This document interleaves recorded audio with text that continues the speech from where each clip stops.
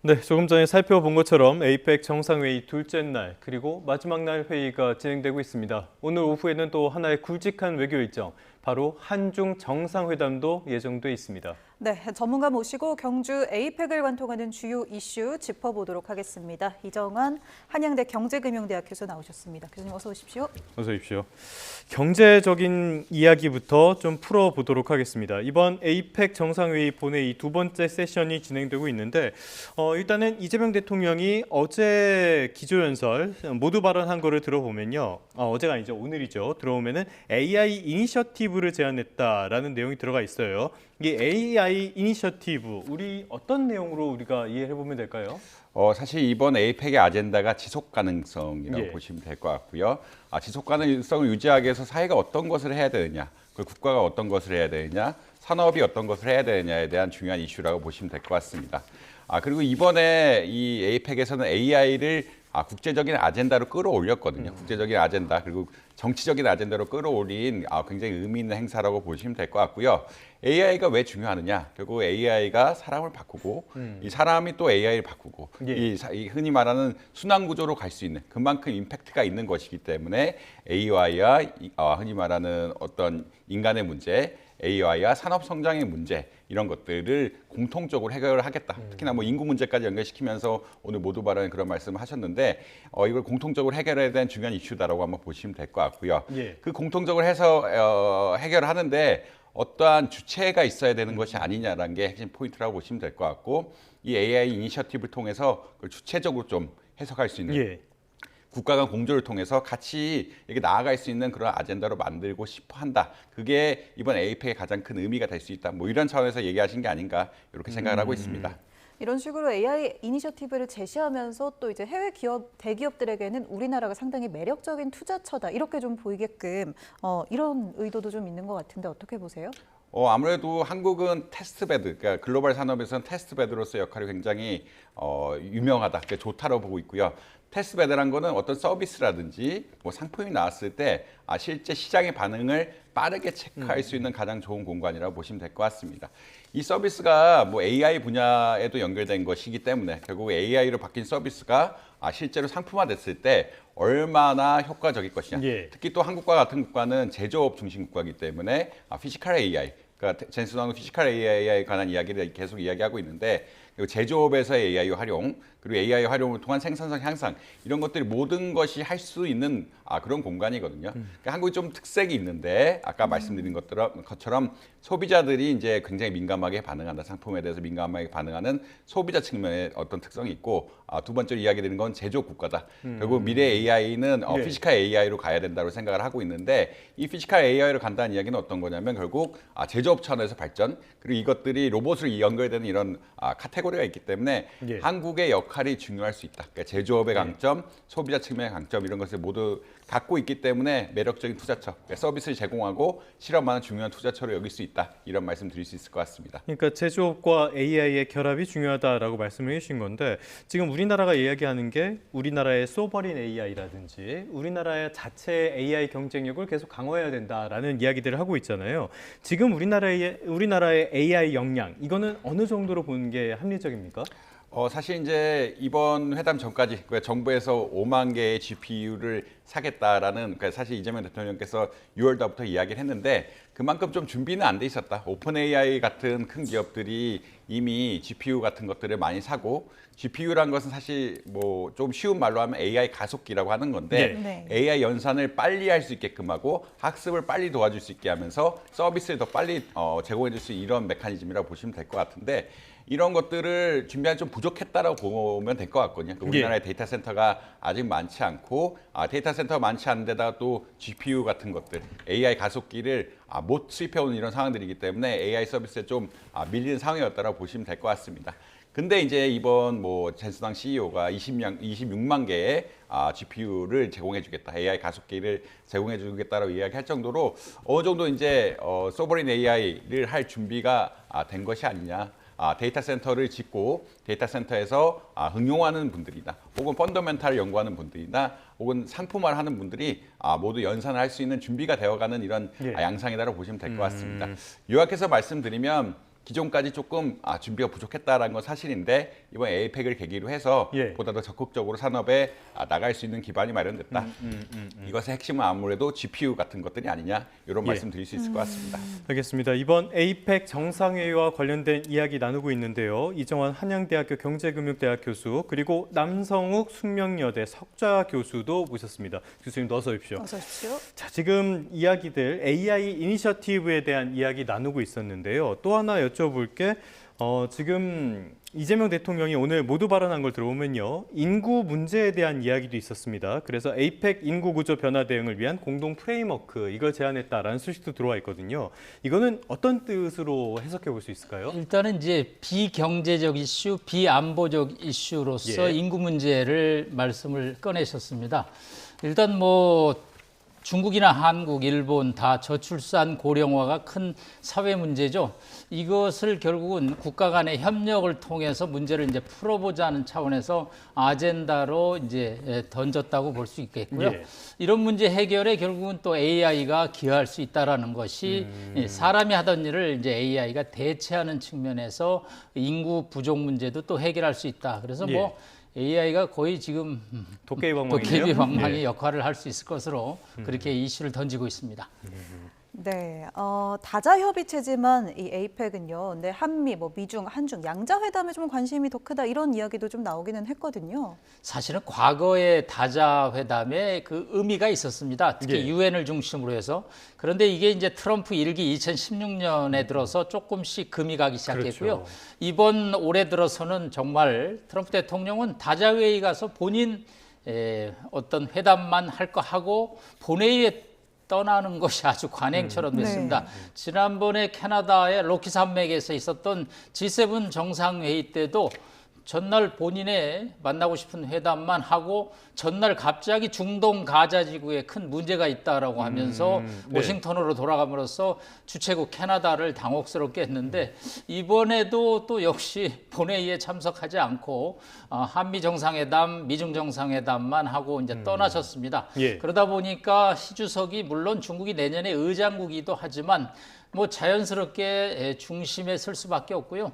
아시아의 어떤 리더십 지금 자유무역 대 보호무역의 어떤 대결 구도거든요.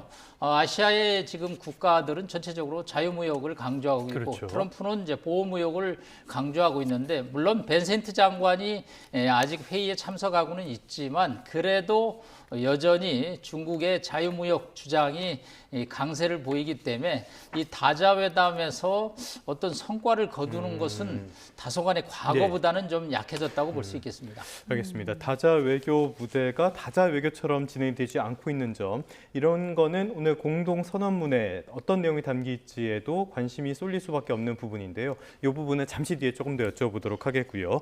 자, 지금 교수님 말씀을 들어보면은 트럼프 1기, 트럼프 2기 전부 다 보호무역을 이야기를 하고 소위 말하는 우리가 FTA 시대라고 했던 것들을 부정하는 흐름들이 계속 이어지고 있잖아요. 이런 것들은 오히려 중국의 어떤 기회로 작용하는 거 아닙니까? 사실 중국의 기회로 작용한다는 것은 중국의 경제적, 외교적 영향력을 넓힐 수 있는 계기가 될 수 있다라는 그런 취지로 이해하실 수 있을 것 같고요. 특히나 이제 특히나 동아시아 국가들, 예. 동아시아 국가들이 아까 교수님 말씀하신 것처럼 이런 자유무역에 굉장히 긍정적이다라고 하는 것은 동아시아 국가들 대부분이 제조업 국가들이기 때문에 그렇습니다. 제조업이란 것은 결국 규모의 경제, 많이 생산하면 할수록 비용이 싸지는 이런 시스템을 가지고 있기 때문에 수출이 따라붙을 수밖에 없고 수출이 따라붙는다는 이야기는 전 세계의 물류가 자유롭게 교환이 돼야 물건과 서비스, 상품과 서비스가 자유롭게 교역이 돼야 수출 같은 것들이 제한이 없고 예. 경제를 키울 수 있는 이런 기본적인 성격을 가지고 있다는 말씀 드릴 수 있을 것 같습니다. 그렇다는 이야기는 어떤 거냐면 결국은 중국이나 한국이나 일본이나 베트남이나 이 다양한 국가들이 이런 자유무역에 대해서 긍정적일 수밖에 없고 이런 것들이 사실 큰 흐름이었는데 미국 입장에서는 사실 제조업이 약화되고 수입을 너무 많이 하다 보니까 이제 보호무역으로 가서 미국의 제조업을 일으키겠다라는 이런 경향이 있기 때문에 좀 서로 갈등 관계가 있을 수밖에 없다라는 걸 보시면 될 것 같고요. 예. 근데 이번에 최근에 이제 미국 동양이 결국은 동맹국들에게 약간의 페널티를 주는 양상으로 가고 있죠. 네. 우리나라도 미국에 어떤 투자를 해라라는 이런 이야기, 관세를 올리면서 동맹국들에게 좀 피해를 주는 양상으로 가지고 있기 때문에 중국과 다른 아시아 국가들은 사실 비슷한 자유무역이라는 비슷한 목적을 가질 수가 있는데 미국과 같은 경우에는 이런 보호무역 체제로 돌아서면서 오히려 약간 우리나라나 일본의 인센티브, 베트남 같은 국가들의 인센티브와 좀 다른 방향으로 가고 있는 거거든요. 예. 그렇기 때문에 오히려 중국의 영향력을 넓히고 어떻게 보면 자유무역, 그러니까 특히나 이제 미국을 배제하고 자유무역을 더 강화시키면서 중국의 역할이 더 강화할 수도 있는 이런 양상이 되고 있는 것이 아니냐 개인적으로 그렇게 평가를 하고 있습니다. 네, 이런 맥락에서 이제 시진핑 주석이 어제도 뭐 다자무역, 다자주의 강조하는 듯한 발언을 또 많이 했습니다. 올해 에이펙이 끝나면 근데 이제 다음 의장국은 또 중국이 되잖아요. 이제 중국 어디에서 치러지는지 이런 것들은 아직 안 정해졌고요. 에이펙 의장국이 이제 중국인 점이 좀 더 주목이 되고 있어요. 지금 트럼프 대통령은 돌아갔고. 네, 21개 회원국이 아시아 경제 협력체라는 표현을 쓰고 있고요. 1년에 한 번씩 개최하는데 돌아가면서 개최를 합니다. 그래서 저희도 2005년에 부산에서 개최를 했고 20년 만에 경주에서 개최를 했죠. 예. 뭐 중국 입장은 땅이 넓은 나라이기 때문에 베이징서부터 상하이 다양한 지역을 검토를 하겠죠. 또 하나 특이한 점은 내년에 중국에 이재명 대통령이 2번 가시는 예정이 될 것 같아요. 왜냐하면 한중일 또 정상회담이라는 게 있습니다. 예. 그래서 이것도 역시 또 한중일 3국이 돌아가면서 하는데 물론 중국은 여기에는 이제 시진핑 주석 참석은 안 하고 리창 총리가 오긴 합니다. 그래도 하여튼 이재명 대통령이 이제 방중을 할 것으로 보이고요. 예. 중국 입장에서는 이 트럼프 대통령의 미중 정상회담이 사실상 1년간 휴전이거든요. 이 휴전 이후에 어떻게 또 저거를 국제 무역 관계를 예, 지금 네, 말씀 듣는 중에 오늘 저희 에이펙에서는 에이펙 현장 역사상 보겠습니다. 최대 규모인 총 14개 분야별 장관회의, 고위급 대화가 있었습니다. 현안에 따라 회원 간 입장이 일치하지 않는 경우가 많았음에도 각 회의에서 컨센서스에 의거한 합의 문서들이 도출됐습니다. 지혜를 모아 도전을 극복하고 또 공동 번영으로 나아가겠다는 에이펙 회원들의 흔들림 없는 의지가 반영된 결과입니다. 푸트라자야 비전 2040 채택 5주년이자 아태 지역의 새로운 이정표가 필요한 중차대한 시기, 대한민국이 에이펙 의장국을 맡게 된 것은 큰 기쁨이고 영광이었습니다. 지난 1년 성공적인 2025 에이펙 개최를 위해서 적극적으로 지원해 주신 경제 지도자 여러분께 깊은 감사의 말씀을 드립니다. 이번 경제 지도자 회의를 끝으로 대한민국의 의장직은 마무리됐습니다. 이제 시진핑 주석님의 리더십 아래 에이펙이 새로운 순항을 시작할 것입니다. 지난해 페루에서 중국의 2026년 에이펙 의장국 수임이 공식화된 이래 중국 측에서 많은 준비를 해오고 계신 것으로 압니다. 내년도 에이펙 주제에 대해서 중국 측의 상세한 설명을 기대하겠습니다.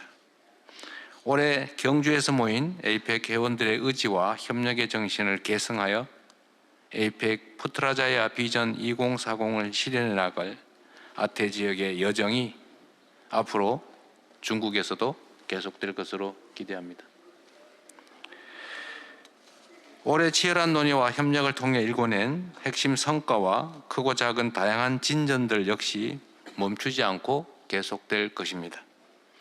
대한민국은 2025년 에이펙의 성취를 바탕으로 2026년 에이펙의 성공적 개최를 위해서 적극적으로 협력하고 지원하겠습니다. 자, 그러면은 차기 에이펙 의장인 시 주석님께 발언권을 넘기도록 하겠습니다.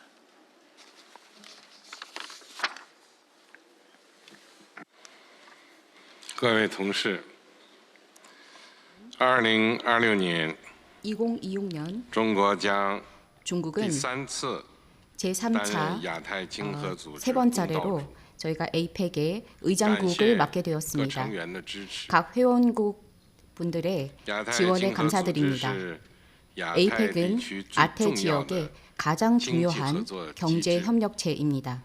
为促进亚太地区增长和 에이펙은 繁荣做出 아태 了重要 지역의 贡 경제 献。 발전에 큰 기여한 바 있습니다.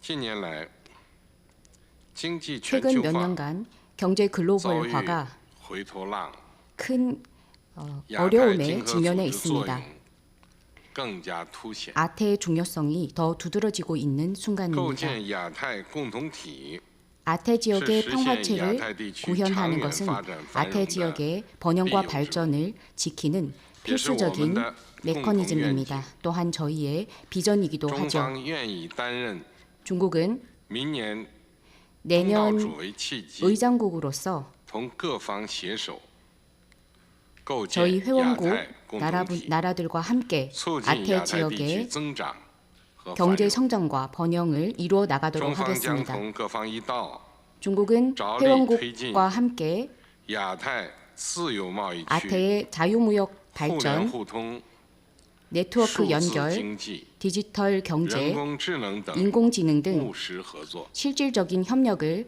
亚太 이어나가겠습니다. 发展注入更大活力 아태 和动力。 지역에 더 많은 경제적인更多 활력을 造福 불어넣도록 亚 하겠습니다. 太人民 아태 지역의 국민들에게 더 많은 혜택이 중방 돌아갈 수 있도록 노력하겠습니다. 将于明年11月 중국은 내년 11월에 在中国广东省 중국 深 광둥성에서 圳市 광둥성 주반 선전시에서 亚太经合组织第 아태 33 정상회의 次 제34회 정상회의를 개최하게 되었습니다. 深圳地处太平洋 선전은 沿岸， 태평양 연안에 있는 毗邻 도시입니다. 香港， 네, 홍콩을 几十 마주보고 年 있죠. 间从一个落后的小渔村 선전은 发展成 과거 为现代 아주 化 낙후한 国际大 지역에서 都市， 현재 현대화된 而且 국제 和 도시로 周边地区 변모하였습니다. 组成了中国的 또한 粤港澳大湾 해안 区， 영역에서 可以说是 굉장히 발전을 하고 있는 世界经济的一个 도시라고 볼 수 있겠습니다. 增长极。 경제 발전이 가장 잘 드러난 深 도시라고 圳 볼 市 수 的发展 있겠습니다. 是中国人民创造的世 선전의 界发展史 발전은 上的一个奇迹， 중국이 也 이루어낸 是 하나의 中国坚定的一 경제사적인 奉性 기적이라고 볼 수 있겠습니다. 互利共赢开放战略的重要窗口。 APEC이 앞으로도 선전에서 더 많은 비전을 이뤄나가기를 明 기대합니다. 年共赴 내년에 深圳之约， 선전에서 여러분과 共商 만나 亚太 뵙기를 发展大 기대합니다. 计。 이를 통해 공상 아태 야대 지역의 외화 공용, 민폐. 공동 번영에 더 많은 노력을昨天晚上 기울였으면 的 좋겠습니다. 文艺演出啊， 어제 飞出来 저녁에 那只蝴蝶 공연에서 제가 很美丽。 나비를 보았는데요. 너무 李 아름다웠습니다. 在明总统 이재명 就说 대통령님께서 你们明年的蝴蝶是不是 내년에 也可以飞起来啊？ 나비도 날 수 있지 那么 않나? 我说 라고 저한테 我希 질문을 望 어, 这只美丽的 했는데요. 蝴蝶 이 飞到 아름다운 深圳， 나비가 선전에 最好它 날아가서 能够飞得更好， 더 높게 甚至会唱歌。 더 谢谢大家。 좋은 모습으로 여러분께 보여줄 수 있게 나비가 노래를 할 수 있지도 않을까라는 기대를 해봅니다. 감사합니다.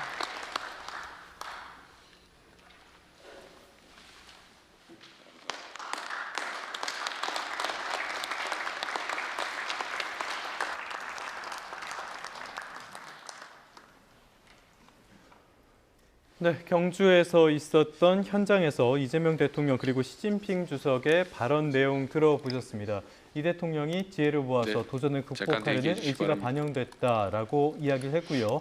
다음 의장국을 중국에 네. 넘기면서 시진핑 주석의 리더십 아래 APEC 경제 APEC이 새로운 지도자 순항을 여러분, 하게 될 것이라고 이제 진짜 펴세우는 회의를 이야기도 한번 마무리할 들어봤습니다. 중요한 발표가 마무리 있었네요. 전에 여러분과 네. 나누고 싶은 내년도 생각을 APEC 짧게 회의가 말씀드리도록 11월에 하겠습니다. 예. 중국의 선전 이번 정상회의의 주제인 얘기죠.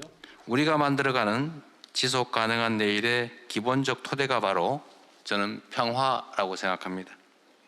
평화가 뒷받침되어야 우리의 연결이 더욱 확대되고 혁신의 동력이 극대화되어 모두가 함께 누리는 번영으로 이어질 수 있습니다.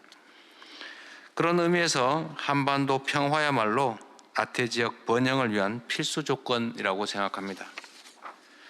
군사적 대립과 긴장, 핵 문제는 한반도는 물론 아시아 태평양 지역의 안정과 협력을 제약하고 있습니다.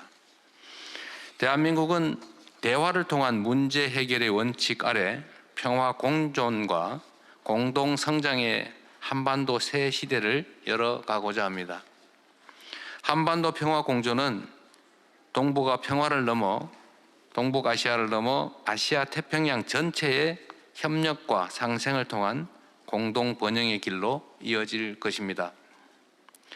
이를 위해 대한민국 정부는 남북 간 군사적 긴장 완화와 신뢰 회복을 위한 조치를 선제적으로 취해 왔으며 앞으로 평화를 위한 대승적이고 더욱 적극적인 선제적 조치를 지속해 나갈 것입니다.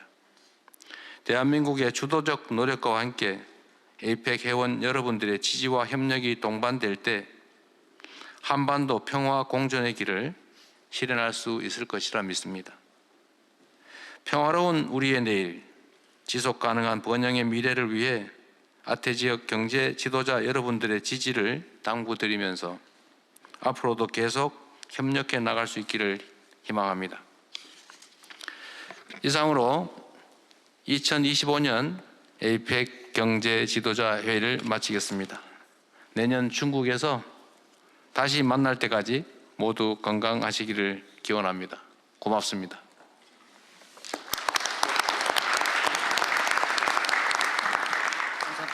네, 현장 이재명 대통령의 이 마무리 발언까지 듣고 오셨습니다. 한반도 평화야말로 야태 지역의 번영을 위한 필수 조건이라면서 에이펙 참여국 지도자들의 꾸준한 지지를 당부했는데요. 남 교수님이 조금 전에 말씀하셨는데 이제 시진핑 주석이 내년 에이펙 개최 지역 관련한 언급을 했습니다.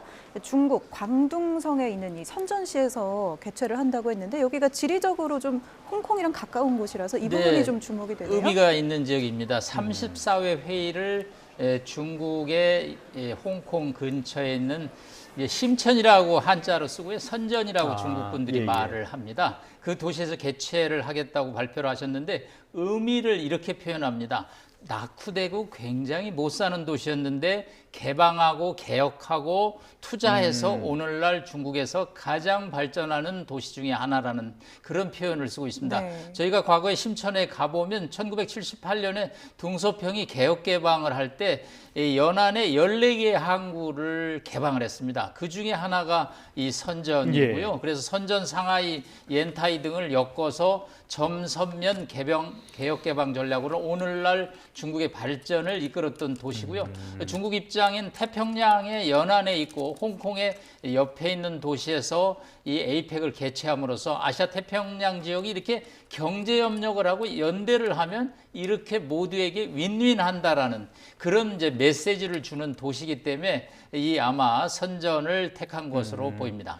말씀하신 것처럼 개혁 개방을 통해서 성장한 도시 그리고 시진핑 주석의 이야기 들어오면요. 에이펙이 아태 지역 경제 발전에 큰 기여를 해왔고 그런데 최근 몇 년 동안 글로벌 경제가 큰 어려움에 직면했다 이런 이야기도 있었거든요. 전반적으로 보면은 뭔가 트럼프 대통령을 겨냥한 듯한 그런 느낌도 드는데요. 네, 사실은 뭐 78년에 개혁 개방을 한 이래로 중국이 경제 발전을 정말 무서운 속도로 해왔습니다. 그래서 지금 미국의 GDP를 31조 달러로 보는데 중국이 거의 20조 달러에 육박하고 있습니다. 중국 입장에서는 경제 발전이 눈부시는데 이거는 반대로 미국의 지난해 대중무역 적자가 1조 2천억 달러에 달하기 때문에 보호무역을 취할 수밖에 없고 대중무역 적자 3천억 달러를 줄이기 위해서 노력을 하다 보니까 결국은 이제 마찰이 생길 수밖에 없고 시 주석도 그런 표현을 쓰죠. 큰 나라들끼리 갈등이 있을 수 있다. 그런데 서로 윈윈하면 해결하고 서로 도움이 된다는 표현을 썼기 때문에 이 문제는 뭐 오늘 회의로서 종결되는 것은 아니고요. 미중 정상회담에서 관세 전쟁을 1년 이제 휴전한 셈이기 때문에 내년 11월에 이 선전 에이펙 회의에서는 또 어떤 모습이 될지 1년 동안 이제 각국이 자국의 국익을 위해서 최대한 노력을 하면서 또 국제사회에 어떻게 협력을 할지 그런 과제를 안고 오늘 회의가 폐막된다고 볼 수 있겠습니다. 네, 선전이 이제 지금 중국에서 실리콘밸리 같은 걸로 불리는 그런 도시잖아요. 상당히 경제적인 발전도 좀 많이 이루어졌고요. 선전을 저희가 가서 보면 아주 특이한 점이 주변 반경 100km 이내에 모든 물류 공급망이 다 갖춰진 도시입니다.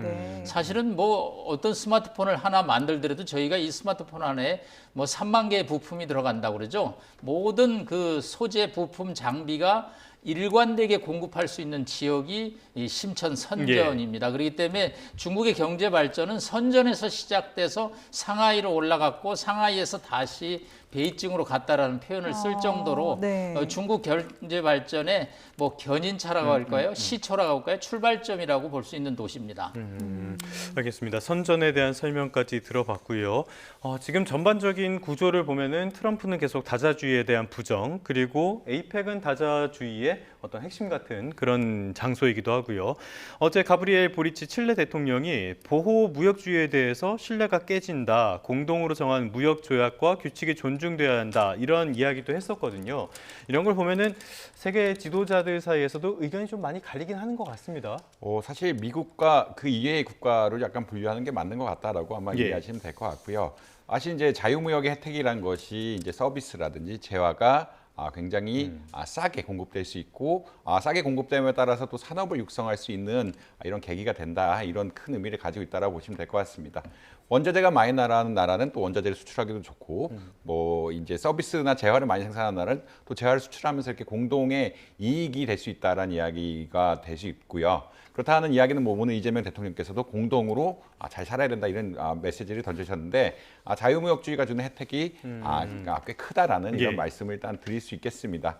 그렇기 때문에 이제 미국은 거의 유일하게, 사실 미국 아니면 이렇게 재정 적자를 유지하면서 경제를 굴리는 게 어렵거든요. 그러니까 미국이 무역 적자도 많이 나고 재정 적자가 굉장히 많이 나는데 사실 재정 적자가 많이 나고 무역 적자가 많이 난다는 것은 국가 경제 상황상으로 보면은 어떻게 보자라면 그 위기 상황이죠. 그러니까 재정 적자가 지나치게 누적된다라고 하면은 기초통화국이 아닌 국가였으면 벌써 예. 어떻게 IMF 위기라든지 이런 걸 겪었을 텐데 미국이 가진 어떤 경제 대국으로서의 능력, 그리고 투자처, 금융시장에서 능력 같은 것들이 이렇게 버텨오고 있는데, 근데 이제 이런 것들이 더 이상 약간 버틸 수 없다. 특히나 미국과 중국 간의 갈등이 심해지고 어떻게 보면 중국이 추격자 입장에서 쫓아오다 보니까 미국 입장에서 보호무역을 하는 이런 시스템이다라고 이해하실 수 있을 것 같습니다. 그래서 경제학적으로 보면 자유무역이 혜택이 굉장히 크다. 근데 미국의 어떤 특수한 일반적인 상황은 아니고 미국이 가진 어떤 독점적인 능력, 제1의 국가에서 능력, 이런 것 때문에 사실 지속 가능하지 않은 경로로 온 거거든요. 무역 적자는 누적되고 재정 적자도 같이 누적이 되면서 일반적인 국가라고 하면은 이미 뭐 IMF 구제금융을 받는 이런 상황이 됐었어야 됐는데 그러지 않고 가다가 이제 이것을 이제 미중 갈등이 본격화되고 중국의 경쟁력이 높아지다 보니까 미국 내에서 제조업을 유지해야 된다, 이런 것들이 좀 공급망창에서 이야기 나오고 있기 때문에 미국만의 아젠다, 그리고 다른 나라는 사실 어떻게 보면은 뭐 이런 것들, 그 보호 무역에 대해서 비교적 부정적이다, 이런 입장을 전해드릴 수 있을 것 같습니다. 네. 알겠습니다. 지금 경주 현장 화면 보고 계시는데요. 공식 일정은 대체로 마무리가 됐고요. 지금 여러 정상들이 한자리에 모여서 기념 촬영을 하는 모습, 준비하고 있는 모습을 확인할 수가 있었는데 1993년 시애틀 회의에서 정상회의를 격상되면서 그다음부터는 기념 사진을 찍을 때 개최국의 전통 의상을 입고 촬영을 했었다고 하는데요. 오늘 저 복장을 보니까 전통 의상은 아닌 것 같고 어떤 의미 있는 것 같아요. 네, 저희가 한복을 과연 입을까라고 예. 어제부터 유심히 지목했는데 한복을 또 입는 데 약간의 시간상의 소요, 또 번잡스러움, 뭐 그래서 아마 약식으로 뭔가 좀 임팩트를 주는 차원에서 일종의 뭐 남색이라고 그러나요? 저 이렇게 옥색 네. 목도리 같은. 네, 네. 우리 경주의 일종의 어떤 상징 그런 것을 머플러 형식으로 걸치고 이제 단체 사진을 찍는 것으로 지금 알려지고 있습니다. 네, 알겠습니다. 네, 촬영에 이게- 참여한 정상들은 전통 한복의 목도리를 현대적으로 다시 해석한 소품을 착용을 했다고 하네요. 그게 네. 저 목도리인 것 같습니다. 저 목도리가 지금은 이제 저희가 멀리서 화면 보내드리고 있어서 잘 안 보이는데 우리 뭐 전통미 또 한글의 조형미가 어우러진 그런 디자인이 좀 접목된 그런 목도리가 있습니다. 네, 조금 아쉬운 점은 이제 한복이라는 게 아래 위를 상하를 다 입으려면 좀 복잡한데 상의 정도는 조금 입고 예, 네. 사진이 좀 나왔으면 우리 한복의 전통을 좀 세계에 알리는 계기가 될 텐데 예. 조금 그거는 아쉬운 측면이 있습니다. 사실 과거에 부산에서 왜 동백섬에서 맞습니다. 네, 화제가 네, 됐었죠. 화제가 됐었고 동남아시아 국가나 뭐 남미 국가들도 자기네 전통 의상을 상의 정도는 보통 착용을 하고 하긴 합니다. 근데 이제 목도리가 조금 크로즈업 시켜서 보니까 문양이 굉장히 우리 전통 문양을 새겨 넣어서 아주 그 또 아름다움 나비인가요? 저게 아까도 어제 공연에서 나비가 아주 있었다고 멋지게 하죠. 날았다고 네. 시주석이 말씀을 하셨는데 이번 그 에이펙의 로고 같은 로고인가요? 네. 네, 그거를 이제 새겨 넣어서 나름대로 좀 임팩트를 준 느낌은 있는 것 같습니다. 이 복장도 항상 정상회에서는 관심을 받을 수밖에 없기 때문에요. 그런데 제가 앞서서 그 개최국의 전통 의상을 입고 사진 촬영을 했었다라고 말씀을 드렸는데 최근에 보면 또 꼭 그렇지만은 네. 않은 것 같아요. 항상 그렇지는 않고요. 왜냐하면 전통 의상이 어떤 나라는 입기가 좀 간편한데 어떤 나라는 또 굉장히 복잡한 측면이 좀 있기 때문에 뭐 입는 경우도 있고 안 입는 경우도 있다고 보면 되겠습니다. 알겠습니다. 자, 지금 계속 사진 촬영이 진행되고 있고요. 잠시 뒤에 이제 의장국으로서 이재명 대통령의 기자회견도 예정돼 있다고 합니다. 내외신 기자회견이 예정돼 있는데 그 내용도 저희가 생중계로 보내드리도록 하겠습니다. 자, 이제 결국에 중요한 것은 저희가 앞서서도 다자무역 그리고 고립주의에 대해서 계속 이야기를 하고 있었는데요. 그렇기 때문에 이 에이펙 정상들이 공동선언문을 채택할 수 있을 것인가, 채택을 하면 어떤 내용이 담길 것인가, 여기에도 관심이 많이 쏠리거든요. 교수님께서는 어떻게 전망하십니까? 네, 올해 뭐 33회를 맞는 이 에이펙이 사실은 자유무역하고 또 혁신, 투자, 협력, 그래서 각국 회원국들이 서로 공영 발전을 한다는 게 취지인데 이게 이제 미국의 무역 적자로 이어지는 측면이 있기 때문에 예. 주요 회원국, 21개 회원국 중에 하나인 미국이 이 문제에 관해서 상당히 거부감이 심해지고 있죠. 그래서 결국은 관세 협상, 관세 뭐 전쟁까지라는 표현을 쓰고 있는데 과연 이 에이펙의 자유무역이라는 단어를 쓰지 못한다면 이 에이펙의 이 선언문이라는 것이 어느 정도의 의미를 가질까 좀 걱정스러운 측면은 있을 거고요. 예. 분명히 어제 저녁에 이제 우리 의장국이 초안을 만들어서 21개 회원국들에게 그걸 이제 회람을 합니다. 예. 이 선언문에 대해서 문제가 없겠느냐, 이의가 없겠느냐. 그러면 이제 의견들을 내는데 의견의 이제 핵심 포인트는 지금 벤센트 미 재무장관이 예. 귀국하지 않고 계속 참석을 하면서 문안을 아마 보는데 그 문안이 아무래도 미국 측 문안과 중국 측 문안이 조금 차이가 있을 것으로 보기 때문에 결국은 단어거든요. 단어. 결국은 이제 프리 트레이드, FTA를 시진핑 주석이 하자고 그러거든요. 예. 아시아판. 이제 그런 표현을 과연 넣을 수 있겠느냐. 아니면 이제 프로텍션, 보호를 해야 되지 않냐, 자국 산업을. 그래서 이제 그런 표현들을 어떻게 넣을 것인지 네. 요게 아마 선언, 경주 선언의 중요한 내용 같습니다. 네, 이렇게 지금 현장에서는 기념 사진 촬영이 좀 마무리되고요. 이제 각국 정상들이 다시 이동을 하는 모습입니다. 저희가 이 무역 채택, 공동선언문의 채택이 무산될까 여기에 대해서 계속 언급을 하는 이유가 예전에 이게 채택이 무산된 적이 있었기 때문이죠, 교수님. 역사적으로 이제 한 번 무산됐다라고 뭐 제가 들었는데 결국 2018년의 네네. 이슈고요. 2018년 뭐 기억해 보시면 알겠지만 트럼프 트럼프네요. 일기 행정부입니다. 그때도 트럼프 일기나 지금 보호무역주의를 가고 있기 때문에 이 보호무역주의는 사실 에이펙하고 안 맞는 거거든요.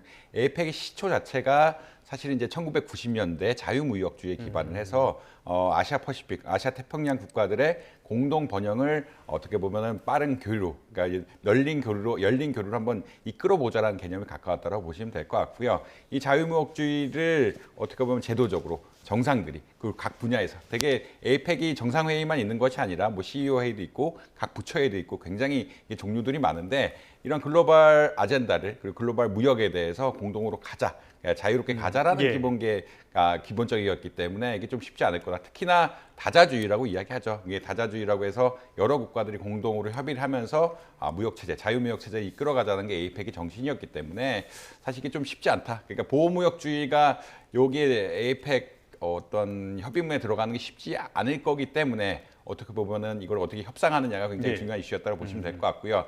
그렇기 때문에 사실 미국의 입장을 봐서 이번에 에이펙에서 연대와 협력이라는 이야기를 했거든요. 네.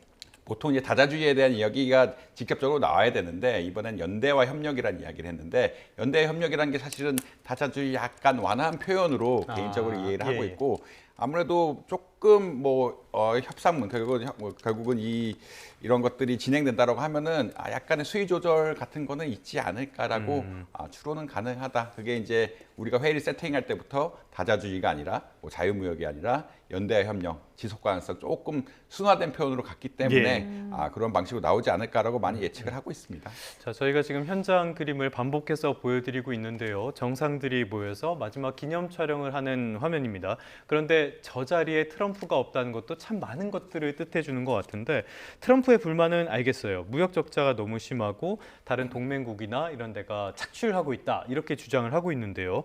사실 지금 미국의 제조업 기반이 무너졌다는 점, 또 기축통화국이라는 점, 여러 점들을 고려한다면은 좀 불가피한 측면도 있는 것 같고요. 트럼프의 주장이 다른 나라에는 그렇게 와닿지는 않는 것 같습니다. 아무래도 이제 트럼프 대통령 입장은 미국의 예. 이익을 우선시하는 이런 입장이라고 보시면 될 것 같고요.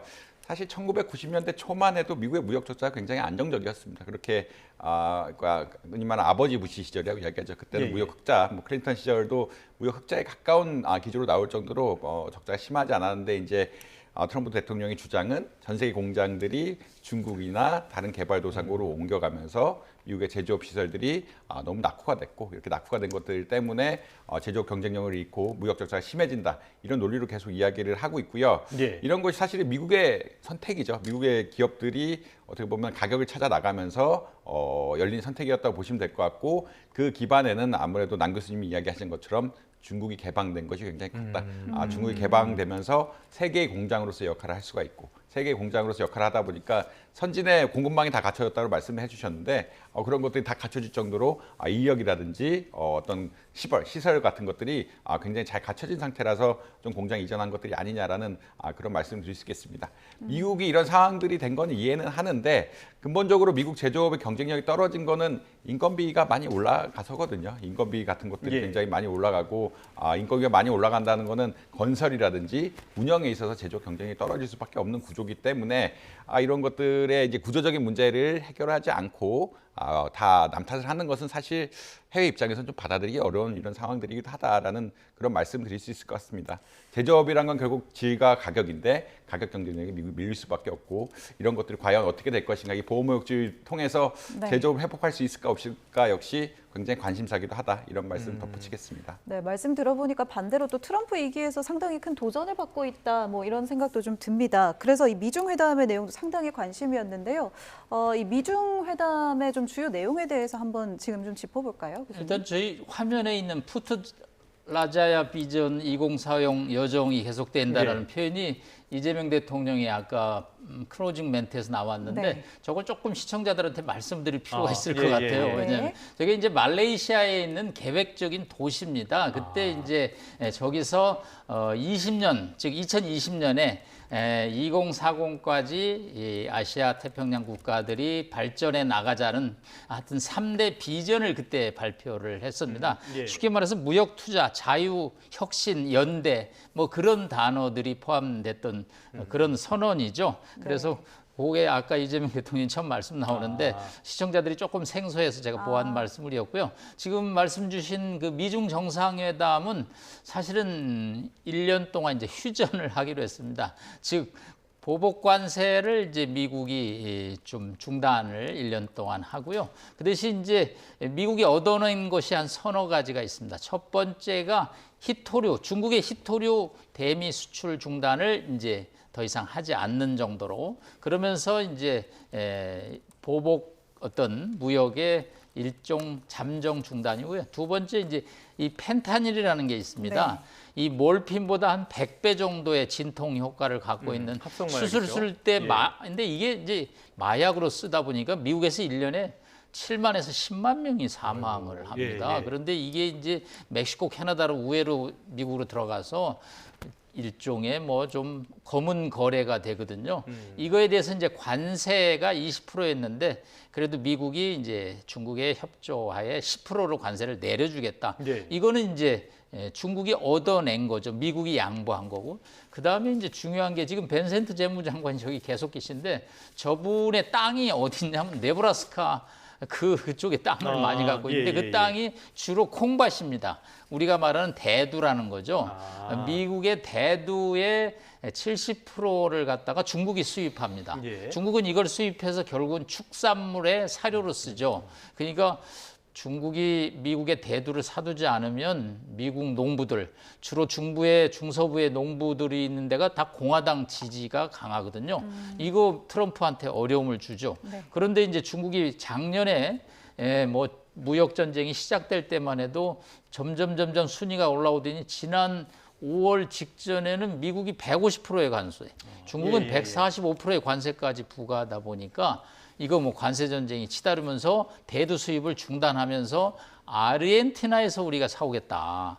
이게 미국 농부들이 화가 많이 났습니다. 그런데 이제 대두 수입을 재개하는 이제 그런 어떤 합의가 이루어졌고요. 가장 결정적인 것은 히토류라는 역시, 예. 17개의 특수 광물 물질입니다. 예. 이거 전 세계 지금 공급량의 거의 80% 이상을 중국이 만들어내고 있습니다. 요즘 어떤 스타트업이 무슨 물건을 만들어낼 때 저희가 농담삼아 질문을 합니다. 거기에 히토류 들어가요? 히토류가 들어가면 그건 첨단 산업이고 안 들어가면 그건 첨단 산업이 아니라고 할 정도로 반도체, 첨단 항공기, 소재 없어서는 안 될 광물인데 이게 광물을 채취해서 재련하고 정련하는데 많은 환경 파괴와 공해를 발생합니다. 예. 그렇기 때문에 트럼프 대통령이 강력하게 관세 카드를 꺼냈다가 일종의 히토류 카드에 결국은 물러섰죠. 일단 미중 정상회담의 화면에서 보는 것은 지난 2016년에 트럼프 일기 때 시 주석이 마라라고 리조트에 가서 네. 야 무역 좀 잘해봅시다라고 약간의 뭐 의뢰 입장에서 하던 지금 중국의 상황이 아닌 것 같아요. 이제는 중국이 뭐 갑이라고 해도 크게 네. 틀리지 않을 정도로 대등한 위치에 왔기 때문에 2016년의 중국과 2025년의 중국은 다른 중국이기 때문에 네. 사실은 뭐 트럼프 대통령의 공격이 그렇게 큰 성과를 거두지는 못하고 있고 결국은 1년간의 이제 잠정 휴전을 했고 내년 4월에 지금 이제 중국을 방문하겠다. 그래서 거기서 다시 한번 큰 딜을 하고 또 이후에 시 주석도 네. 미국을 방문하겠다. 그리고 이제 11월에 또 선전에서 에이펙이 있으니까 아마 또 트럼프 대통령이 방중을 하겠죠. 그래서 뭐 연쇄적으로 타협을 통해서 이 모두가 공멸하는 치킨 게임은 이제 피하면서 뭐 각국이 또 국내 정치 일정이 있습니다. 트럼프도 내년 11월에 중간 선거가 그렇죠. 예. 있죠. 또 시 주석도 2027년에 사연임을 해야 되거든요. 그렇기 때문에 뭔가 국내 어디언스 자국민들에게 성과를 보여주는 그런 또 압박 속에 뭐 국가 간의 관계가 지금 형성이 되고 있습니다. 최소한 중국은 정권 교체의 가능성은 없는 나라다 보니까 이런 부분에서는 약간 미국이 불리한 점도 있는 것 같고요. 교수님께서도 지적을 해주셨지만은 전반적으로 봤을 때는 중국이 대비를 잘했고 그러다 보니까 트럼프가 공격을 했다가 역공을 당하는 그런 것들이 좀 반복되는 흐름이 있는 것 같아요. 대두는 트럼프의 국내 정치 문제 정도로 볼 수가 있겠지만 히토류는 좀 문제가 다르잖아요. 그렇기 때문에 지금 1년간의 휴전 이게 계속 갈 수 있을지 모르겠다 이런 분석도 나오거든요. 교수님은 어떻게 보십니까? 뭐 사실 이제 미국과 중국이 양쪽이 하나씩 뭐 갖고 있다라고 보시면 될 것 같고요. 중국은 아까 제조업 국가라고 이야기했는데 미국에 수출을 하지 않으면 경제 성장률이 떨어질 정도로 약간 위태위태하다. 아무래도 중국의 생산량의 그러니까 태반이라 할 수 없지만 굉장히 많은 부분들이 미국으로 수출이 돼야 되고 미국 수출이 되지 않으면 중국 경제 성장이 또 어려워지는 효과가 있다라고 보시면 될 것 같고요. 최근 중국 기업들의 문제가 어떤 거냐면 과잉 생산이라고 합니다. 과잉 생산이라는 건 어떤 거냐면 공장이 지나치게 많고 경쟁이 무분별하게 이루어지다 보니까 또 자금 조달 같은 것들이 어떻게 보면은 효율적으로 되지 않아서 이 없어져야 될 기업들에도 자금 공급이 되고 흔히 말하는 이 시장 점유율을 위해서 중국이 정책적으로 이렇게 또 공급한 측면도 있거든요. 이게 공급이 초과다라는 이야기는 어떤 거냐면 지속적으로 물건을 많이 팔아야 된다. 해외 물건을 많이 팔아야 된다는 이야기로 보실 수 있을 것 같고요. 미국이 중국의 수출 것을 안 사게 된다고 하면은 이런 기업들이 또 피해를 볼 수밖에 없고, 기업이 피해를 본다는 얘기는 고용의 문제가 돼요. 고용의 문제가 되면 또 중국의 정치 이슈로 번져질 수밖에 없는 이런 상황들이기 때문에 미국은 어떻게 보면은 어떤 하나의 방법, 그러니까 중국이 미국에 수출에 대한 상황이 있다라고 보시면 될 것 같고요.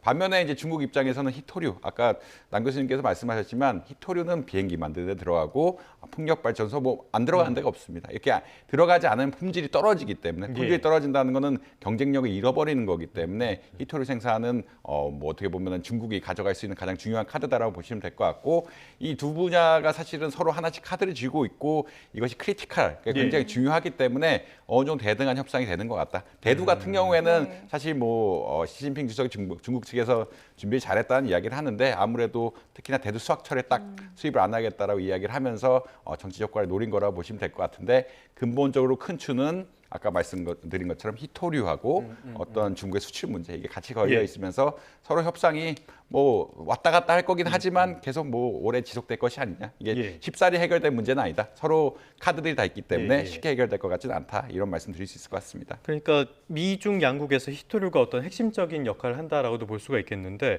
또 아쉬울 때는 트럼프가 동맹국을 찾지 않겠습니까? 지금 호주와 일본 이렇게 같이 해서 히토류 동맹을 하자 이런 이야기들을 하고 있어요. 그래서 어떤 변화의 조짐이 있을까라는 이야기도 나오는데, 그렇다고 해도 히토류의 어떤 공급에서 중국을 배제하기는 어렵다라는 지적도 있거든요. 대체가 가능합니까? 사실 단기간의 대체는 거의 불가능하다고 보시면 될 것 같고요. 히토류 자체는 전 세계 여러 군데 퍼져 있습니다. 전 세계 여러 군데 퍼져 있는데, 히토류가 문제가 되는 것은 뭐 칠레에도 히토류가 많고 미국에도 히토류 광산, 뭐 리튬 광산 같은 게 개발한다는 이야기가 많은데, 이것을 정제하려면 아까 남 교수님 말씀하신 것처럼 어마어마한 환경 오염이 따라야 되고, 환경 오염이 따라야 된다는 거는 일반적인 민주주의 국가에서는 민원 때문에 할 수 있는 데가 별로 없다라는 이런 말씀을 드릴 수 있을 것 같습니다. 그 이야기는 어떤 거냐면, 지금 기술 수준에서 가격 경쟁력을 가지려 그러면 중국의 정제 시스템, 그러니까 이제 히토류 자체는 굉장히 여러 군데 있지만 이것을 중국에 가서 한번 생산, 그러니까 산업에 쓸 만큼 정제를 해줘야 되는데, 이런 국가가 아직까지는 중국밖에 없다. 물론 장기적으로는 호주라든지 일본을 통해서 이런 친환경적으로 히토류 정제를 하는 이런 기술이 개발되면 좋겠다라고 하고 그런 쪽에 박차를 가하고 있긴 하지만, 뭐 친환경 기술이란 것이 기본적으로 비친환경 기술보다는 어떻게 보면은 비싸기도 하고 개발이 또 오랜 시간이 걸릴 거라고 예측이 되기 때문에 단기간에 어떤 중국의 공급망 의존도를 끊기는 쉽지 않을 것이다. 뭐 이런 예측은 가능하다, 이런 말씀 드릴 수 있을 것 같습니다. 네, 미중 정상회담 이제 각자 입장에서 서로 할 수 있는 것들을 좀 일련의 규제를 좀 풀면서 1년 정도의 서로의 카드를 좀 푸는 시간을 가진 것 같고요. 또 한중 정상회담도 사실 좀 많은 관심을 가지고 있거든요. 한중 정상회담 어떻게 좀 보십니까? 네, 뭐 지금 그림자도 조금 있고 밝은 또 서광도 있고 그런 것 같습니다. 일단은 이 에이펙 전에 저희로서는 이제 몇 가지 이슈가 있었습니다. 11년 만의 방안이죠. 2014년에 오시고 이제 이번에 오시기 때문에 저희가 탑다운 방식으로 풀어야 될 첫 번째가 한한령입니다. 네, 사실은 2015년에 사드 사태 이후에 중국이 한한령이라는 표현을 절대 쓰지는 않지만 우리 한류, 우리 케이팝, 우리 아이돌 스타들이 중국에서 공연하는 것이 어렵죠.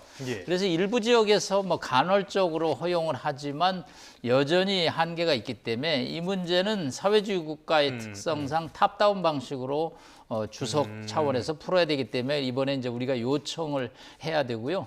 두 번째는 또 역시 한반도 비핵화 문제에 관해서 오늘도 이제 북한 외무성 부상이 예민한 반응을 보였는데, 이 비핵화가 한중 회담의 의제가 되는 건 안 된다. 뭐 상당히 강한 불만을 이제 표시를 했기 때문에, 역시 북한을 컨트롤할 수 있는 나라는 중국이기 때문에 북한 비핵화에 대해서 중국의 협력을 요청하는 것도 크고요.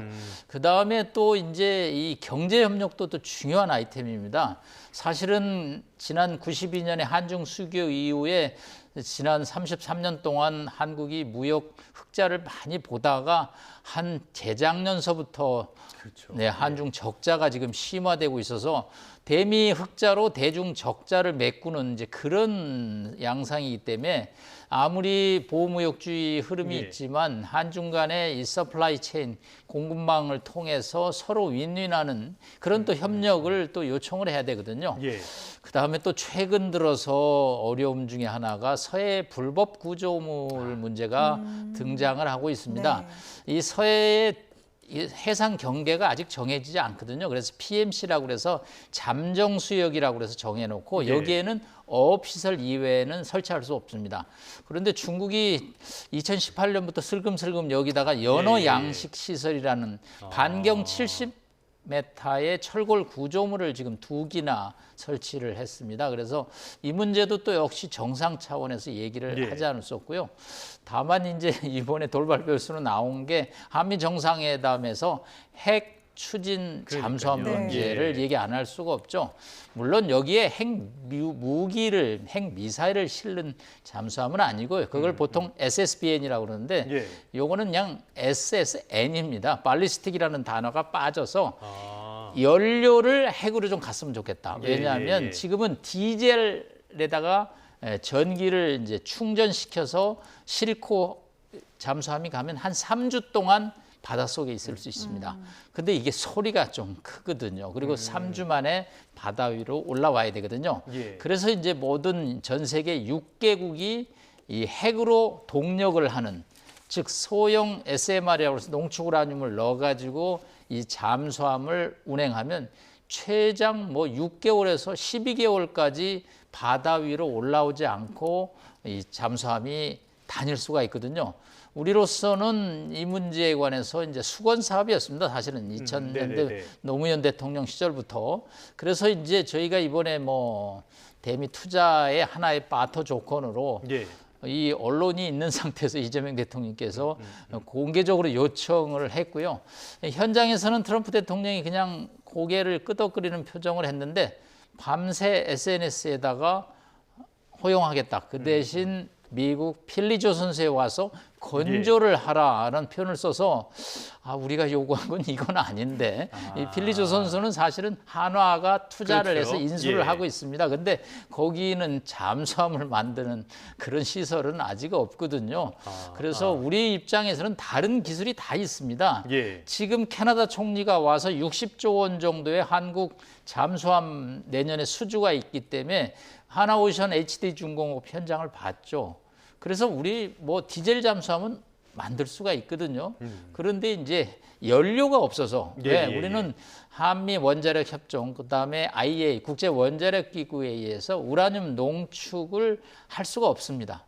뭐 아주 제한적으로 연구용으로 2015년에 미국이 허락하면 할 수 있는 정도거든요. 예. 그러니까 연료가 핵으로 만드는 연료를 만들 수가 없습니다. 그래서 이거를 우라늄 농축을 좀 할 수 있게 해달라. 이거를 이제 트럼프 대통령한테 얘기를 했는데 트럼프 대통령이 필리조 선수에 와서 만들어라고 얘기를 함으로써 이거 앞으로 해결해야 될 고무서답이네요. 과제가 예. 조금 있습니다. 그래도 전 세계 외신에서 좀 놀라운 것은 예. 미국이 한국에게 핵추진 잠수함을 건조로 허용했다라고 얘기를 했습니다. 자, 그러다 보니까 이게 좀 파편이 중국 쪽으로 좀 튀었습니다. 네. 무슨 얘기를 이재명 대통령이 했냐면 중국의 잠수함, 그렇죠. 예. 북한의 잠수함을 탐지하는데 우리도 핵추진 잠수함이 필요하다. 이거 외교에서 당사자 간의 문제를 얘기하면서 제3자를 얘기하는 건 굉장히 이거 신중해야 될 문제인데 이 북한까지만 얘기했으면 그랬으면 좋았을 텐데 아니면 비공개 회담에서 조금 얘기를 하든지 그런데 하여튼 중국에서 이 문제를 짚고 넘어갔습니다. 한국 비핵화하자면서 비핵화를 지금 시도하는 건가라는 외무성의 중국 외교부의 성명이 나왔고요. 예. 오늘 중국의 댓글을 좀 제가 들어가서 보니까 네. 굉장히 댓글이 많이 달렸습니다. 한국 이거 이상하다 뭐 그러고 일본도 댓글도 흥미로운 점이 많았습니다. 일본 이거 얘기도 못했는데 한국 얘기해서 만드네. 그러면 일본도 만들어야 되는 거 아닌가. 그래서 이거 에이펙 와중에 안보 이슈가 그렇게 부각이 안 되는데 갑자기 안보 이슈가 네네네. 부각이 돼서 오늘 이제 한중 정상회담에서 아마 시 주석이 이 문제에 관해서 애둘러 얘기를 하겠죠. 뭐 한국이 하면 안 된다 그런 표현은 절대 외교적으로 쓰지는 않을 테고 한반도 비핵화 원칙을 강하게 얘기를 하겠죠. 그러면 한반도니까 북한 비핵화도 있지만 한국도 비핵화에 협조하라는 이제 그런 또 메시지가 담기기 때문에 이 문제가 어떻게 이제 나중에 이야기가 될지 저희도 예. 주목을 하고 있습니다. 알겠습니다. 네. 어제 시진핑 주석이 이재명 대통령을 만났을 때 표정이 조금 굳어 있어서 핵잠 때문에 저러는 건가라는 생각도 들었었는데요. 이 부분에 있어서는 오늘 한중 정상회담에서도 좀 논의가 필요할 것 같고요. 교수님께서 보시기에는 조금 전에 교수님께서는 한한령에 대해서 말씀을 해주셨는데요. 경제적으로 봤을 때는 한중 정상회담에서 어떤 부분들 꼭 풀었으면 좋겠다 생각하시는 게 어떤 게 있을까요?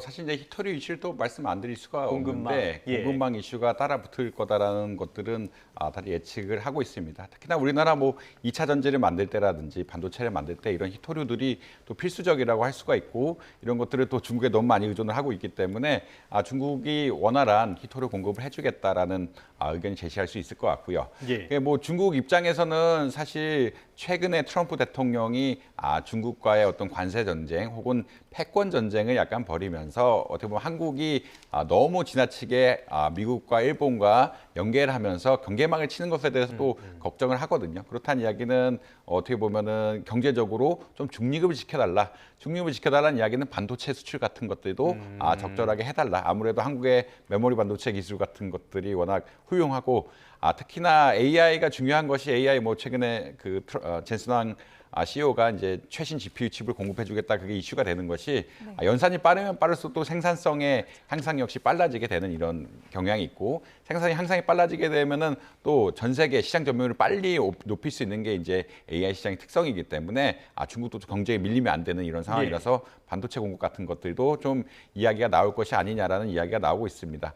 또 조금 이야기가 나오는 것은 이번 의제가 아무래도 그 에이펙 자체의 의제는 무역 장벽을 낮추는 것이기 때문에 사실 2015년에 우리나라와 중국이 FTA를 맺었거든요. 근데 개방률 같은 것들이 최소 수준, 그러니까 FTA라고 할 때 가장 낮은 수준에 머물러 있고 그렇기 때문에 2단계 FTA, 우리가 중국과 무역을 더 자유롭게 할 수 있게끔 2단계 FTA를 해야 되는 것이 아니냐, 조금 개방률을 높이고 관세 같은 것도 더 적극적으로 낮출 수 있는 이런 정책을 해야 되는 것이 아니냐 이런 이야기도 나오고 있다라고 아마 보시면 될 것 같습니다. 그래서 중요 이슈는 우리나라 입장에서 공급망 이슈, 공급망이 안정이 돼야만 어떻게 보자라면 우리나라 산업을 발전시킬 수 있는 이슈가 있다고 보시면 될 것 같고요. 중국 입장에서는 중립적인 것들, 어떻게 보면 한국이 너무 한미 이렇게 세 군데가 모여서 중국을 압박하는 형태로 가면은 중국 입장에서 부담이 되기 때문에 이런 것을 좀 중립적인 자세를 요구할 가능성이 있다.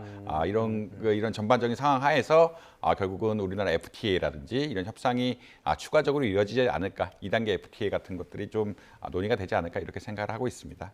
네, 이렇게 한중 정상회담에서 또 어떤 이야기가 논의될지 좀 이야기를 해보고 있습니다. 북핵 문제도 사실 빠질 수 없는데 북한 측에서도 이제 뭐 비난이 나왔습니다. 그대로 말을 옮기자면 비핵화는 실현 불가능한 개꿈이다 이런 단어까지 나왔거든요. 뭐 한국, 중국 양국을 모두 겨냥한 메시지라고 좀 봐야겠죠? 네, 뭐 비외교적인 용어를 안 쓰기로 유명한 북한 메시지이기 거치네요. 때문에 예. 뭐 개꿈이라는 표현 정도면 상당히 온건하라고 저는 아까 봤습니다. 예. 뭐 그거 이상으로 거친 표현들이 많은데 이제 실현될 수 없는 꿈이라는 표현을 쓴 거죠.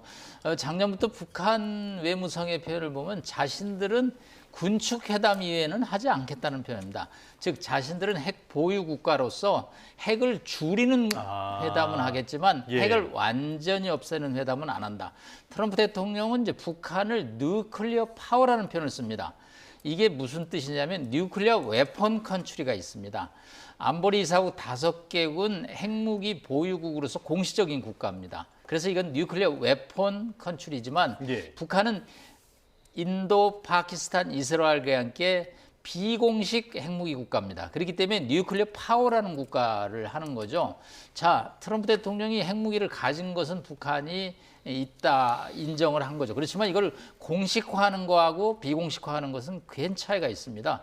공식화한다면 이거는 이제 군축회담만 가능한 거죠. 그래서 사실은 이번에 뭐 판문점에서 번개 미팅을 하지 않냐고 사전에 언론에서 여러 예고가 있었지만 트럼프의 희망과 달리 김정은 위원장이 만나지 않은 이유 중에 하나는 군축 회담을 한다면 내가 시간을 내서 만난다. 그렇지만 비핵화라든가 뭐 2019년 2월에 하노이 노딜처럼 뭐 여러 가지 제재 완화, 일부 비핵화 뭐 이런 얘기 하려면 만날 수 없다. 이제 그러기 때문에 이번에 회담이 이제 무산됐고 트럼프 대통령은 이제 뭐 아마 내년에 만나겠죠. 왜냐하면 내년 중간 선거를 앞두고 노벨 평화상 받아야 되거든요. 근데 이 노벨 평화상이 사실은 상반기까지 성과가 다 그렇죠. 정리가 예. 돼야 됩니다. 그래서 예. 10월 달에 발표되는 거거든요. 그러려면 뭐 가자지구 뭐 휴전은 이미 어느 정도 진행이 됐지만 큰 성과라고 보기는 어렵고요. 우크라이나 위태위태하죠, 또. 전쟁도 조금 애매한 상황이고요. 그럼 결국은 북한 김정은과의 회담이 큰 이슈이기 때문에 아마 내년 상반기 중에는 어떤 형태, 뭐 저는 평양 순환공항에 에어포스 원 미국 대통령 전용기가 아마 도착하는 그런 회담 그림을 지금 예. 그리고 있는데 뭐 아무래도 여러 가지 시나리오가 있을 수 있고요. 일단 북한이 이제 의제 선정에 이제 한중 회담에서 반발을 하고 있고 중국에다 이제 들으라는 얘기죠. 이거는 중국. 이거는 뭐 한국에다 들으라는 얘기도 있지만 시진핑 주석 9.3 전승절 행사 때 네네네. 천안문에서 만났을 때 얘기한 거 지키라는 그런 이제 무언의 메시지를 이제 예. 오늘 북한이 또 바로 이야기를 하고 있고 재밌는 것은 트럼프 대통령이 이 에이펙 참석 기간 동안에는 김정은의 동향이 전혀 북한 노동신문에 공개가 안 됐는데 트럼프 대통령이 미국으로 돌아가자마자 황해도에 있는 농장을 방문한 뉴스가 어제 나와서 예. 야 이거 상당히 양측이 언론 보도를 둘러싸고 신경전을 벌이고 있다 그런 느낌을 받았습니다. 분명한 거는 트럼프의 노벨 평화상 욕심 때문에 동북아 정세가 굉장히 어지러워지고 있다는 점은 분명한 것 같습니다. 개인 욕심이 항상 앞서는 분이기 때문에요. 자, 그런데 아까도 교수님께서 지적을 해주셨는데 안보 이야기 다시 해보자면요. 필라델피아 조선소 이쪽을 통한 핵잠 건조 이야기가 나오고 있는데요. 하나 오션에서 인수한 곳 아니겠습니까? 그런데 지금 중국이 이쪽을 제재하겠다고 발표하지 않았습니까? 뭐 사실 이 전부터 제재하겠다고 얘기를 하고 있고요. 그러니까 중국의 하나 오션 그 필리조선소에 관련해서 중국에 있던 모든 계약 관계들 같은 것들을 못하게 하겠다라는 뭐 강력한 뭐 메시지를 보내긴 했다. 그럼에도 불구하고 이제 하나 오션이 이게 중국과 큰 관련성이 없었기 때문에 그러니까 중국 계약 같은 것도 그렇게 많지 않았기 때문에 경제적으로는 큰 이슈는 없다라고 생각을 하고 있습니다. 그러니까 그거는 이제 중국이 어떻게 보면은 선언적으로 페널티를 부여한 이런 시스템이었다라고 보시면 될 것 같고요. 근데 그런 상황이기 때문에 앞으로도 근데 이런 유사한 압박 같은 것도 좀 나오지 않을까 이렇게 생각할 수 있겠습니다. 네, 현장 다시 한번 보도록 하겠습니다. 네, 기자회견을 앞두고 지금 상황이 좀 정리되는 모습인데요. 생중계로 현장 보내드리고 있습니다. 경주 에이펙 정상회의에 관련돼서 이재명 대통령이 이제 의장 자격으로 외신 기자들 앞에서 기자회견을 열 예정입니다. 현재 생중계로 화면 보내드리고 있습니다. 네, 현장에서는 기자회견이 준비가 되고 있고요. 조금 더 이야기를 이어가면서 기자회견이 시작되면은 다시 한번 생중계로 저희가 전해드리도록 하겠습니다. 자, 다시 이제 경주 현장으로 와봤기 때문에요. 이 부분 좀 여쭤보고 싶은데요. 지금 경주 선언이라고 하는 이 선언, 지금 아직까지는 나오고 있지 않는데요. 이게 무산을 뜻하는 것 같지는 않고요. 언제쯤 나올 거라고 예상해 볼 수가 있을까요? 조금 이재명 대통령의 폐막 발언에서 저는 단서를 좀 찾았는데요. 예. 아무래도 선언이 나올 것 아니냐 이렇게 긍정적으로 보고 있습니다. 이재명 대통령이 처음 모두 발언에서 이런 말씀이 있으셨네요. 14개 아젠다가 있었고 이견이 많았음에도 불구하고 협력의 어떤 여러 가지 논의가 있었다. 그런 차원에서 이 선언은 의장국이 상당한 그 어떤 주도권을 사실은 갖습니다. 초안을 만들고 그리고 또 의장국도 또 무리하게 아까 이 교수님 말씀한 대로 뭐 2018년처럼 그렇게 어렵게 해갖고 무산되는 경우는 아주 그건 특이한 경우고요. 네. 대체적으로 의장국이 내놓은 안에 대해서 자신들의 의견을 조금 뭐 첨가하고 그래서 큰 이의 없다라고 이제 서명을 하면 그것이 선언이 되기 때문에 아마 요 기자회견 이재명 대통령의 기자회견을 마치고 그 다음에 과연 한중 정상회담 그 일정하고 이제 조현 장관의 경주 선언 그게 이제 스케줄이 어떻게 현장에서 진행될지 예. 그걸 조금 이제 보면서 왜냐하면 뉴스가 한꺼번에 나오면 네. 저 언론이 좀 커버하기가 나쁘기 때문에 힘들어요. 예, 시차를 두고 아마 진행이 될 것으로 보입니다. 사실 관세 협상도 이번 에이펙을 앞두고 뭐 타결이 될 수 있을지 계속해서 좀 낙관적이지만은 않았는데 이제 깜짝 타결 소식이 또 들려왔기 때문에요. 뭐 경주 선언 어떤 단어들이 정확히 담길지는 아직 모르겠습니다만 조금은 기다려 보는 것도 좋을 것 같습니다. 이 장관급이 참석해서 외교통상 강요회의를 하는데 여기에서는 공동 성명 채택이 무산됐었죠, 이틀 전에. 네, 이제 에이펙이 과거하고 달리 조금씩 트럼프 대통령의 이 보호무역주의가 나오면서 장관들의 어떤 영향력이나 파워가 네. 조금 약해지고 오히려 이번 에이펙은 결국 젠슨 왕의 뭐 경제 분야에선 동무대가 아니었을까. 또 이분이 1박 2일 일정인데 또 26만 개 아까 이 교수님 말한 GPU 공급 때문에 서울에 와서 치맥을 하면서 뉴스 밸류를 상당히 그렇죠. 높였고요. 네. 또 이재용 회장, 정의성 회장 한국의 양대 대기업 CEO들과 이런 저녁 음주 자리를 가졌기 때문에 이게 뭐 장관급의 어떤 성명 이런 것이 옛날만치 이렇게 무게가 실리지 않고요. AI의 워낙 그 비중 또 젠슨왕의 어떤 역할 뭐 이런 거기 때문에 장관급의 어떤 성명이 채택이 안 됐다고 그래서 에이펙의 뭐 성과가 조금 부진하다 이렇게 말씀드리기는 좀 어렵고요. 에이펙이라는 것이 점점 CEO 중심 또 VIP 즉 양국의 정상 중심으로 흘러가다 보니까 어떤 양상이 조금은 과거하고 다르게 흘러가고 있는 것으로 보입니다. 그만큼 그 CEO 서밋이 참 많은 주목을 받았던 것 같아요. 네, 이번에 최태원 대한상의 의장이 사실은 뭐 크루즈를 동원하는 아이디어를 냈죠. 뭐 경주에 뭐 숙박이 부족하다고 그래서 이 CEO들이 크루즈에 이제 묵다 보고 또 사실은 이게 아시아 경제 협력체거든요. 그렇기 때문에 네네네. IMF, 대만, 홍콩에 있는 분들이 참석할 수 있거든요. 국가 참석 플러스 알파거든요.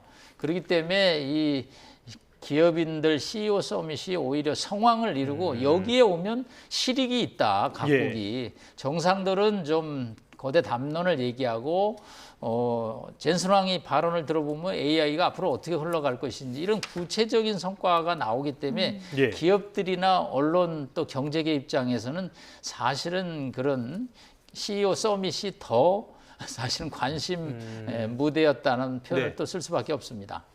알겠습니다. 젠슨 왕 CEO 이번에 굉장한 주목을 받았던 인물인데 뭐 좋은 선물이 있다라고 해서 GPU 대규모 공급 이야기를 했습니다.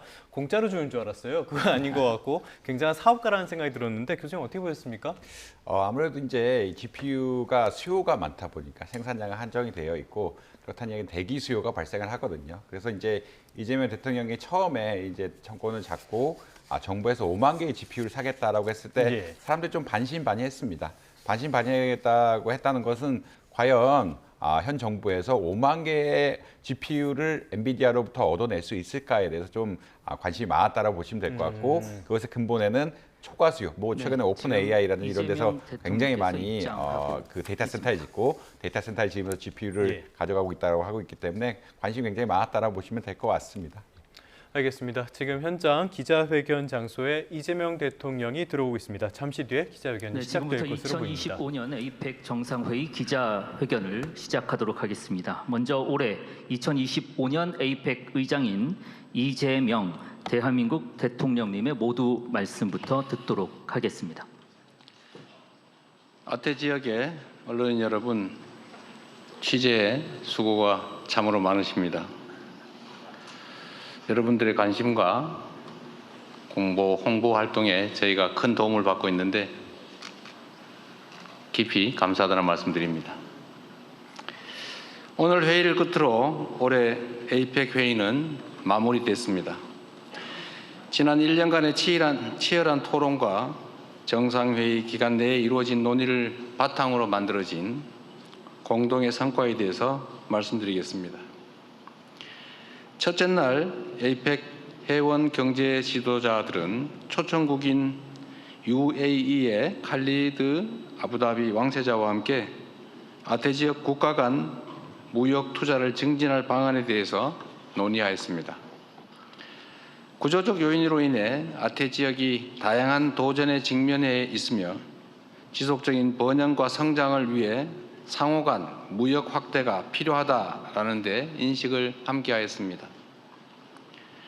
둘째 날인 오늘에는 인공지능 기술의 급속한 발전과 인구 구조 변화에 대응할 협력 방안에 대해서 논의하였습니다. 경제 지도자들은 두 가지 과제가 아태 지역이 공통으로 직면한 도전 과제라는 점에 공감하였습니다. 회원 단독으로는 대응이 어려운 만큼 에이펙 차원에서 함께 고민하고 모범 사례를 공유하며 공동의 대응 방향을 모색하는 것이 필요하다라는 데 의견을 모았습니다. 이 같은 논의 결과 경제 지도자들은 세 가지 성과 문서를 채택했습니다. 첫째, 경주 선언입니다. 개방적이고 역동적이며 평화로운 아태 공동체를 향한 에이펙의 중장기 미래 청사진 그리고 푸트라자야 비전 2040을 실현하겠다는 회원들의 의지를 담았습니다. 또한 아태 지역의 회복과 성장을 위한 회원 간 협력의 의지도 포함시켰습니다.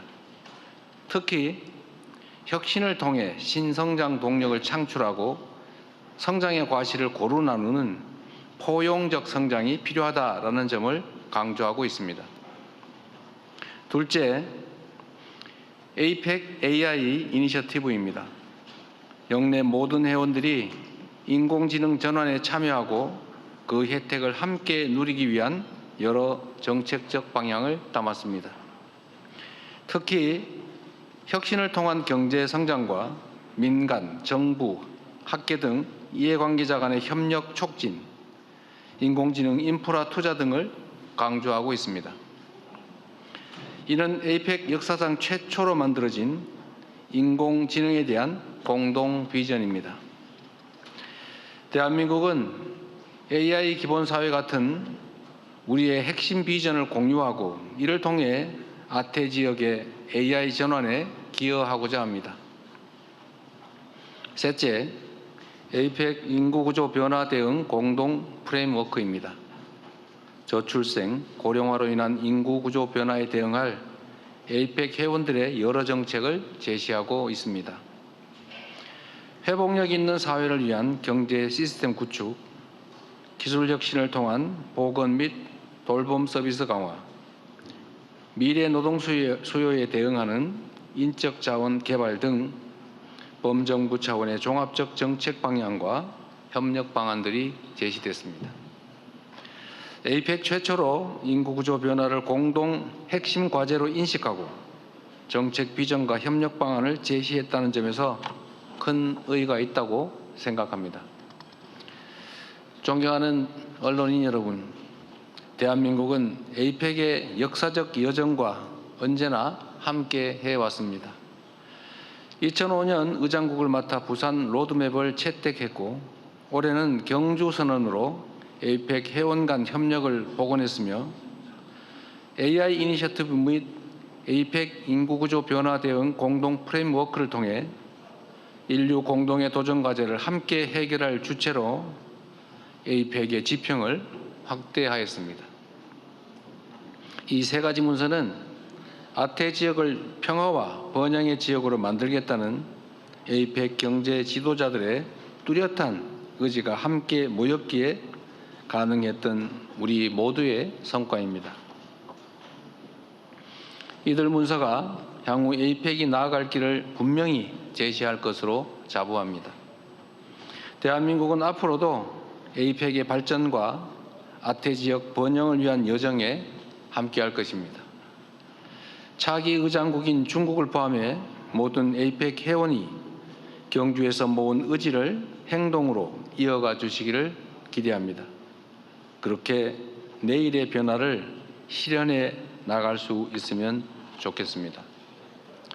마지막으로 지난 1년간 에이펙 정상회의의 성공적 개최를 위해 한마음 한뜻으로 애쓰고 협조해 주신 대한민국 국민과 경주 시민 여러분께 깊은 감사의 말씀을 드립니다.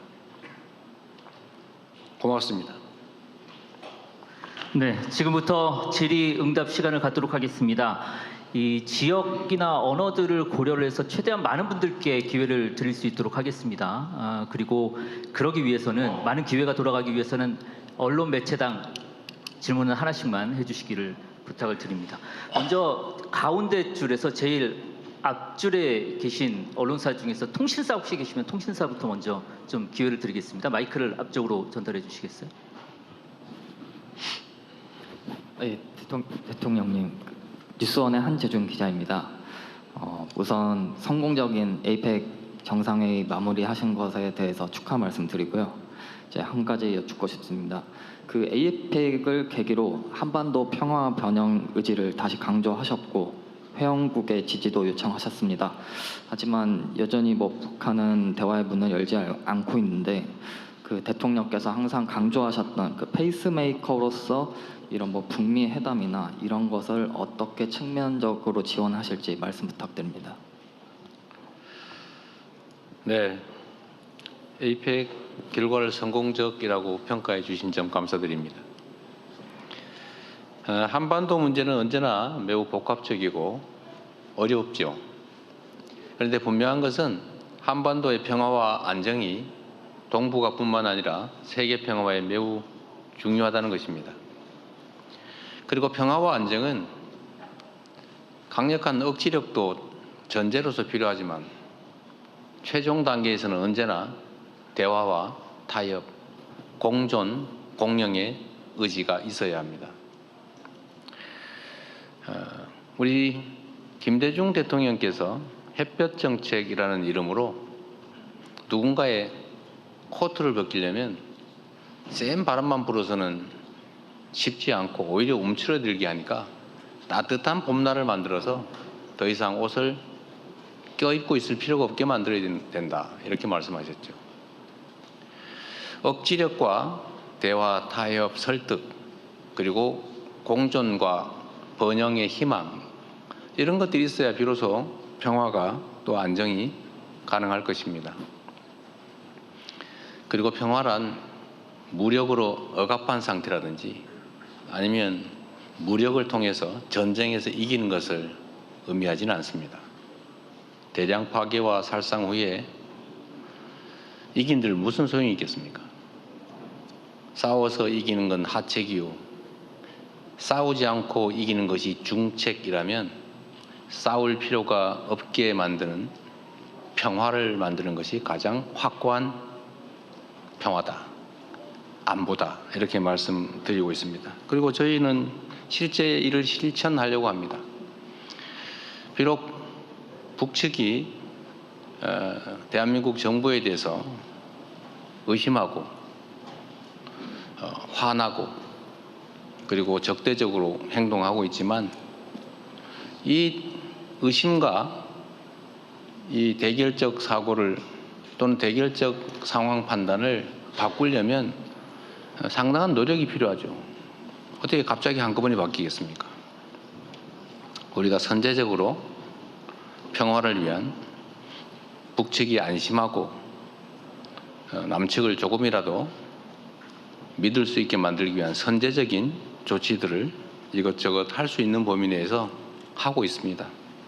앞으로도 그러한 노력은 계속될 것입니다. 그리고 북측이 여러 계기에 적대적 표현을 사용하는 것도 이건 끝이다, 안 된다라고 생각하지 않고 이 변화의 과정에서 나올 수밖에 없는 하나의 표현이다, 이렇게 생각합니다. 저는 그렇게 생각합니다. 과거보다는 표현의 강도가 매우 많이 완화된 것 같습니다.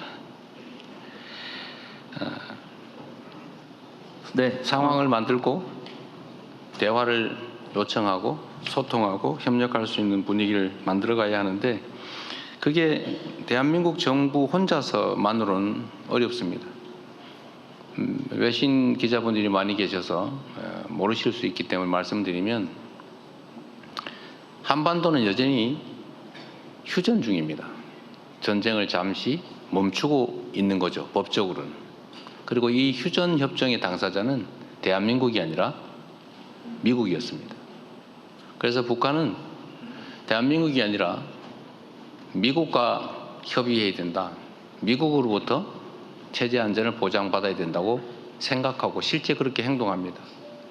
그래서 우리가 남북 간의 대화만으로 한반도 문제를 해결하려고 해도 그런 뚜렷한 한계가 있기 때문에 미국의 역할이 중요합니다. 물론 그 외에 중국과 러시아의 역할도 중요하겠죠. 그러나 가장 중요한 것은 미국의 역할입니다. 그래서 미국의 역할을 인정하고 또 미국과 북한이 대화해서 관계를 개선하면 남북 간의 관계도 개선할 길이 열리기 때문에 남북 간의 직접 대화를 위한 노력도 하겠지만 트럼프 대통령이 스스로 하고자 하는 바대로 이 한반도에서 평화를 만드는 피스메이커로서의 역할을 잘 하도록 하는 게 대한민국의 안보를, 평화를 확보하는 길이기도 합니다. 그래서 이번에도 제가 정상회담에서 말씀드렸던 것처럼 피스메이커 역할을 하시도록 페이스메이커 역할은 계속 열심히 하겠다 이렇게 말씀드렸습니다. 그렇게 될 거라고 믿습니다. 네, 질문을 더 받도록 하겠습니다. 손을 들어주시면 지목을 하도록 하겠습니다. 이번에는 기자 여러분들 앉아 계신 방향에서 왼쪽으로 지금 손을 높이 들고 계신 제일 앞줄에 남성 기자분이 계신데요. 마이크 전달해 주십시오. 안녕하세요. 저는 중국 CMG 기자 동해덕입니다. 앞으로 중한 관계 발전 전망을 어떻게 보시나요? 그리고 중한 양국은 어떠한 분야에서 협력을 강화해 나갈 수 있을까요?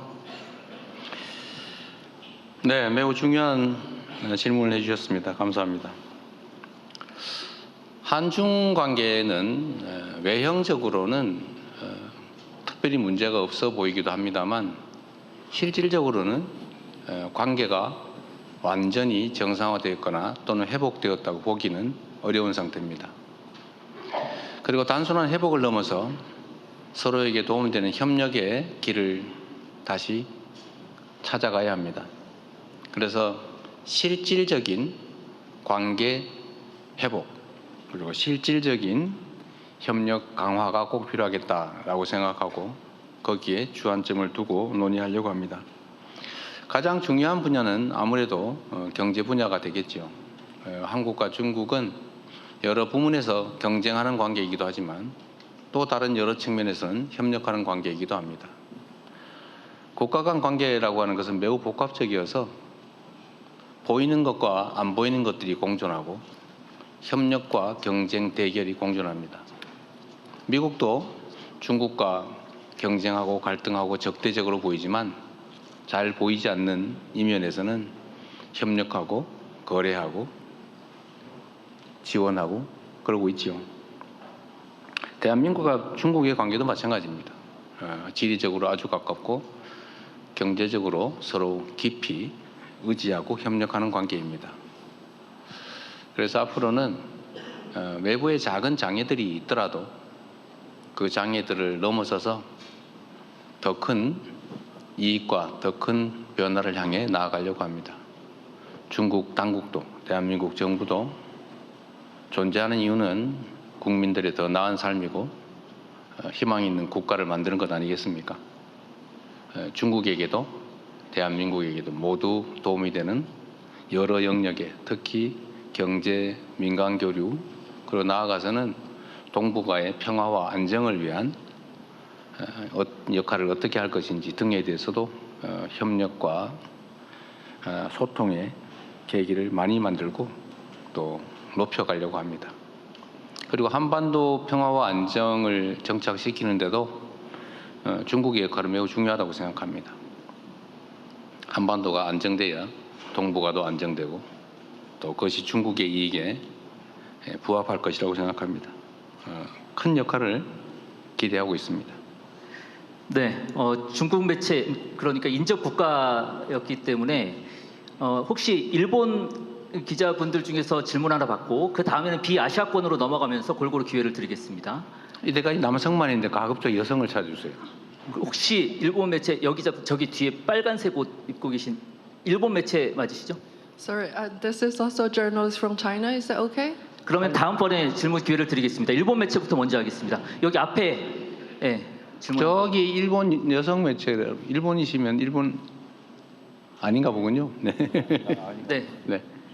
다음은 비아시아권 매체로 넘어가도록 하겠습니다. 네, 감사합니다. 저는 일본 요미우리 신문의 나카가와 기자라고 합니다. 한 가지만 여쭤보겠습니다. 뭐 30일 날 일본 다카이치 총리와 정상회담을 하셨지 않습니까? 네. 한국에서는 단초는 극우라는 평가도 언론들에서 나왔습니다만은 실제로 만나보니 어떠셨습니까? 잘 해 나갈 수 있을 것 같습니까? 네. 일본과 한국은 그런 두 나라의 협력은 선택지가 아니라 필수라는 지적도 나오지 않습니까? 네. 그런데 한편 양국 간에는 어려운 문제도 남아 있다는 지적도 있고 솔직하게 그것 중요한데 솔직하게 저 다카이치 총리와의 정상회담에서 어떤 감직 그리고는 감상 어떠셨는지 대륙 관계를 어떻게 해 나가고자 하는 생각을 갖게 되셨는지 솔직하게 듣고 싶습니다. 정치인들은 솔직하게 얘기하는 게 안 솔직한 경우가 많습니다.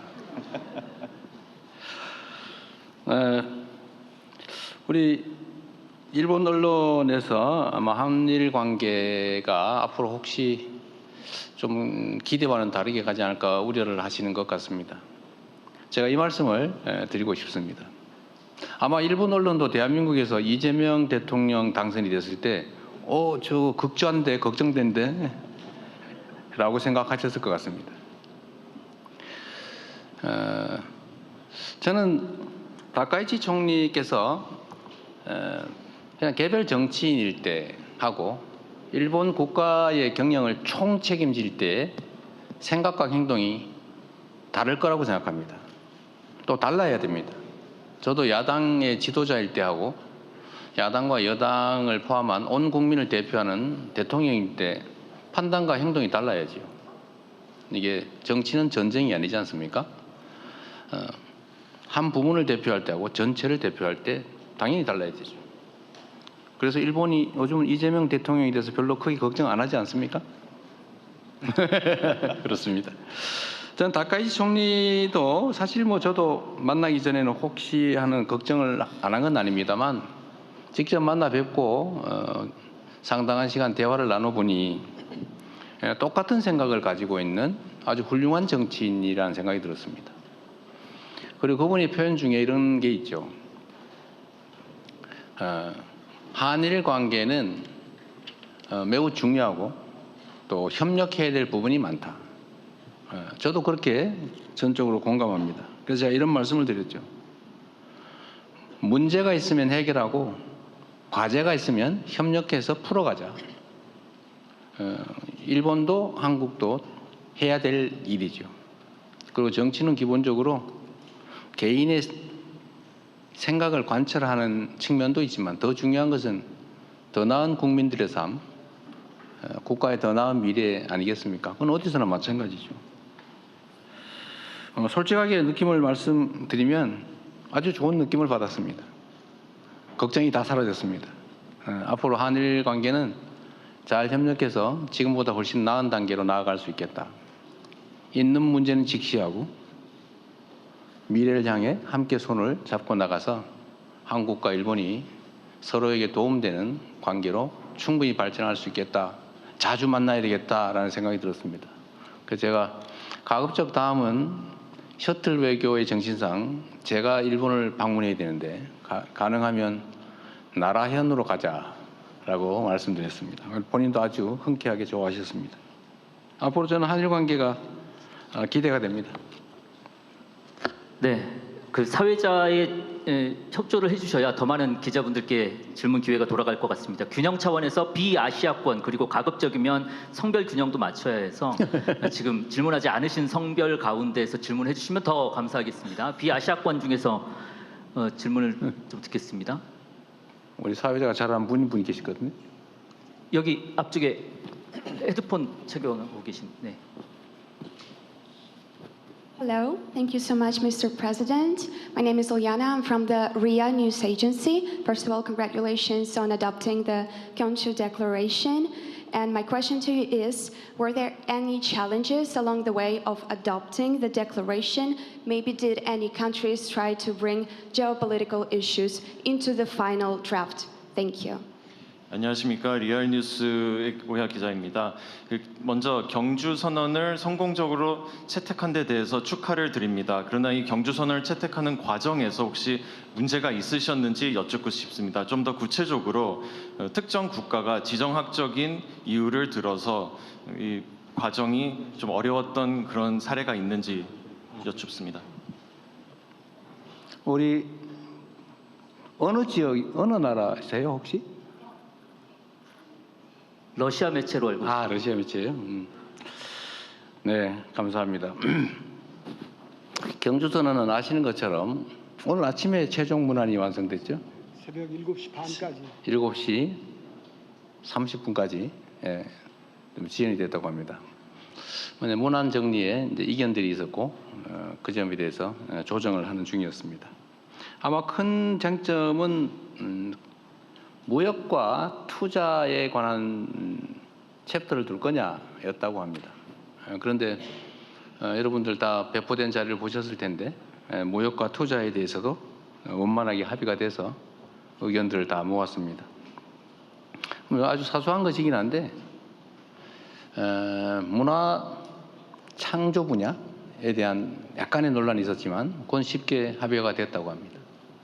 그래서 전체적으로는 모든 회원국들이 뜻을 모아서 우리 아시아 태평양이 그리고 전 세계가 나아갈 길에 대해서 충분히 의미 있는 결론을 만들어냈다고 생각됩니다.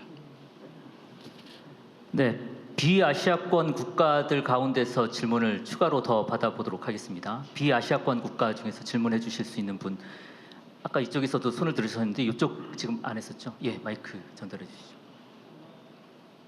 Hi, this is Jorge Dastis with the Spanish news agency, EFE. Thank you very much for doing this.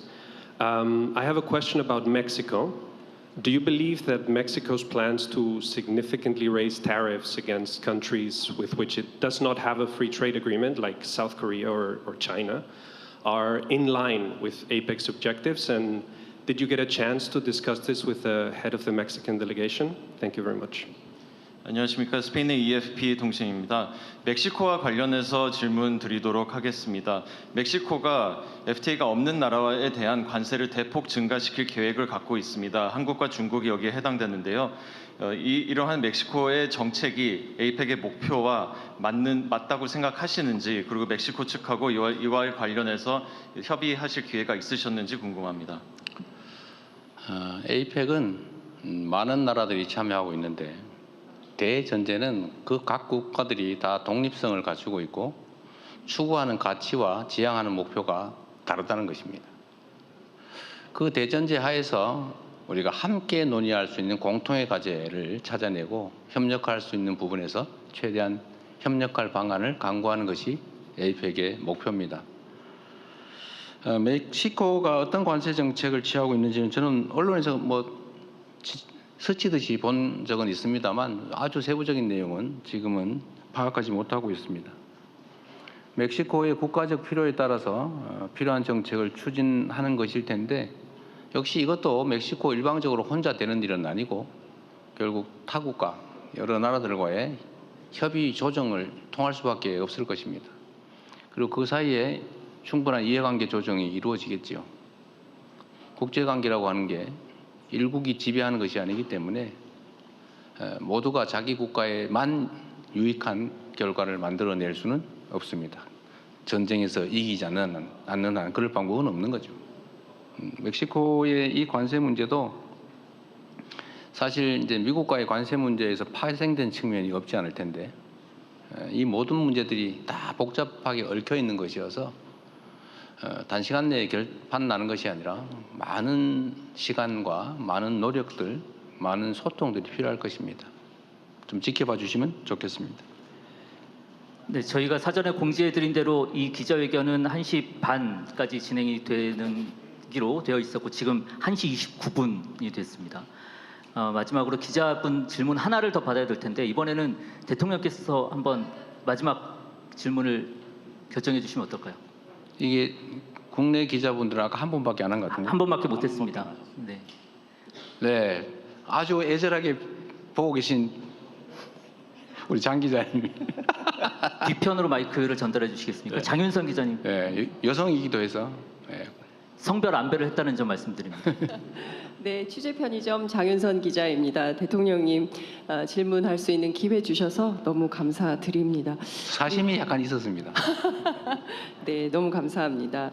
사실 우리 국민들 입장에서 보면 12.3 비상계엄과 내란을 극복하고 빛의 혁명으로 탄생한 국민주권 정부가 넉 달 만에 이렇게 행사를 잘 치를 수 있다는 것만으로도 매우 감회가 깊다. 그리고 굉장히 정성을 많이 들였다라는 것을 곳곳에서 느끼게 됩니다. 갓 구워낸 황남빵부터 시작해서 기자실에 정말 많은 간식들이 있었습니다. 실제 대통령님께서 이 회의를 준비하고 진행하는 과정에서 개인적으로 가장 인상적이었던 장면은 어떤 장면이고 그리고 또 가장 난감했던 순간은 어떤 때인지 말씀해 주시면 좋겠습니다. 네, 좋은 질문 감사드립니다. 홍보할 기회를 주신 것 같네요. 사실 이런 대규모 국제 대회는 대체적으로 끝나고 나면 이런저런 불편함이나 또 부족함 때문에 말이 많이 있게 마련입니다. 그런데 지금까지 파악한 바로는 정말 큰 문제, 특별한 문제 없이 잘 넘어가고 있는데 마지막 순간까지 잘 관리하도록 하겠습니다. 국제 행사이긴 하지만 국무총리께서 여길 10번 오셨다고 합니다. 과거와 같은 혹이라도 있을 수 있는 여러 가지 경호, 안전, 교통, 통신, 편의시설 문제 이런 문제들에 대해서 꼼꼼하게 잘 챙기신 결과로 보여집니다. 인상적인 장면이라고 할 건 특별히는 없는 것 같고 저희가 안전 경호 문제에 많이 신경을 썼는데 그게 다행히 잘 정리됐다는 생각이 듭니다. 그 미리 걱정됐던 것은 시설물도 시설물이었지만 교통 문제가 매우 걱정이 됐는데 의외로 교통 문제도 큰 문제 없이 잘 처리됐다는 생각이 듭니다. 제가 긴 시간 여러분의 질문에 답하고 있으면 좋겠는데 우리 또 준비하고 그 시진핑 주석과의 또 면담 준비도 해야 되기 때문에 한 분만 더 하고 말도록 하겠습니다. 제가 좀 말을 많이 하는 바람에 질문을 못 하신 것 같아요. 네, 마지막으로 한 분만 더 받도록 하겠습니다. 앞에 가운데 줄 하얀색 옷 입고 계신 기자분.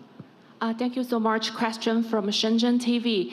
And the APEC meeting will be held in Shenzhen next year. So, President, what's your expectations for next year's APEC meeting? And how will South Korea share its experiencing in hosting the meeting with China to help China hold a successful meeting next year? Thank you so much. 안녕하십니까. 중국의 신진 TV입니다. 내년에 아시다시피 중국 신진에서 에이펙을 개최하게 됩니다. 대통령님께서 내년 중국이 주최하는 에이펙에 대해서 어떠한 기대를 가지고 계신지요? 그리고 내년 에이펙의 성공적인 개최를 위해서 대통령님께서 중국 측에 어떻게 경험을 공유하실 예정이신가요? 제가 시주석님과 어젯밤에 공연을 관람하다가 그 나비가 나와서 이렇게 우리 관중들 위로, 관객들 위로 다니는데 시끄러운 거예요. 나비는 원래 조용히 날지 않습니까? 소리 없이. 그래서 제가 시주석님한테 나비는 원래 조용히 소리 없이 나는데 이 나비는 소리가 납니다. 그러니까 모터 소리겠죠. 그래서 내년에는 나비가 소리 나지 않는 진짜 나비를 만들어서 날려주면 좋겠다 이런 말씀드렸습니다. 그랬더니 시주석께서 노래하는 나비를 만들어야 되지 않을까? 이렇게 말씀하셨어요. 제가 이 말씀을 드린 이유는 연결성이죠. 에이펙은 지금까지의 성과를 기반으로 더 나은 미래를 끊임없이 만들어 나가는 기구입니다. 중국에서 열리는 내년 신진 에이펙도 지금 이번 경주보다는 훨씬 더 성공적으로 치러져야 되겠죠. 더 나은 의제, 또 그 사이 1년 동안 더 많은 아시아 태평양의 발전이 있어야 될 것입니다. 그리고 내년 신진 에이펙 총회를 넘어서서 또 다른 새로운 미래를 전향적으로 또 희망적으로 만들어 가야 되겠죠. 시진핑 주석님과 우리 중국 국민들이 잘 준비하실 거라고 기대합니다. 저도 내년 신진에서 여러분들 다시 만나도록 하겠습니다. 고맙습니다. 네, 대통령님 마무리 말씀은 이것으로 가름하는 것으로 하겠습니다. 네, 이상으로 2025년 에이펙 정상회의 기자회견을 모두 마치겠습니다. 고맙습니다.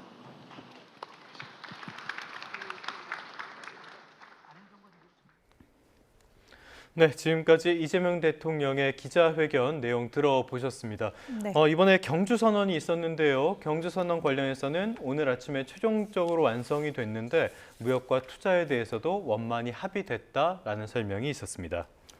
네, 또 기자회견도 함께 보셨는데요. 조금 전에도 이제 한중 관계에 대한 질문을 좀 마지막으로 받았습니다. 잠시 후 한중 정상회담도 이어질 예정인데 이재명 대통령은 여기서 이제 한중 관계 외견사항은 문제가 없지만 실질적으로는 그렇지 않고 관계 회복을 넘어서 상호 도움이 되는 협력의 길을 찾아야 한다면서 또 이 한반도의 평화에 중국의 역할도 무척 중요하다는 말을 덧붙이기도 했습니다.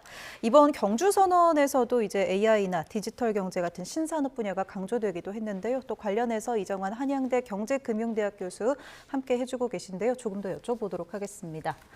교수님, 조금 전 이제 경주선언에서도 이런 이야기들이 나왔고 또 중국과 실질적으로 이런 신사업 분야에서 어떤 협력을 좀 할 수 있을지도 궁금한데요. 어떻게 들으셨습니까? 뭐 사실 이제 경주선언 자체에 대해서 이제 어느 정도 그러니까 무역의 자유도, 자유무역을 얼마나 추구할 것이냐에 대해서 굉장히 좀 관심이 많았다라고 보시면 될 것 같고요. 지금 나오는 뭐 소식으로 보면은 이제 회복력 있고 포용적인 무역을 하겠다. 이게 자유무역보다는 약간 완화된 표현을 쓰면서 예. 같이 가는 이제 무역 환경을 조성하자. 그리고 조금 뭐 시장 주도적으로 간다는 이야기는 사실 무역 장벽을 내리자라는 이야기인데 시장 주도적 지역 경제 통합을 하자. 그러니까 아시아 퍼시픽 국가들이 아시아 태평양 국가들이 하나가 돼서 좀 무역을 활발하게 하게끔 지속적으로 협력하자라는 의지를 좀 표명했다라고 나오고 있습니다. 그런 이야기는 어떤 거냐면 이게 아주 이제 다자간의 완벽한 무역 자유화는 아니지만 그 근본적으로 어느 정도 에이펙이 추구하는 방향, 무역 자유화, 무역의 그런 무역 자유화를 통해서 결국은 회원국들 간의 어떤 경제적인 공동 번영을 누리는 이런 것에 좀 혜택이 있었다라고 보시면 될 것 같고요.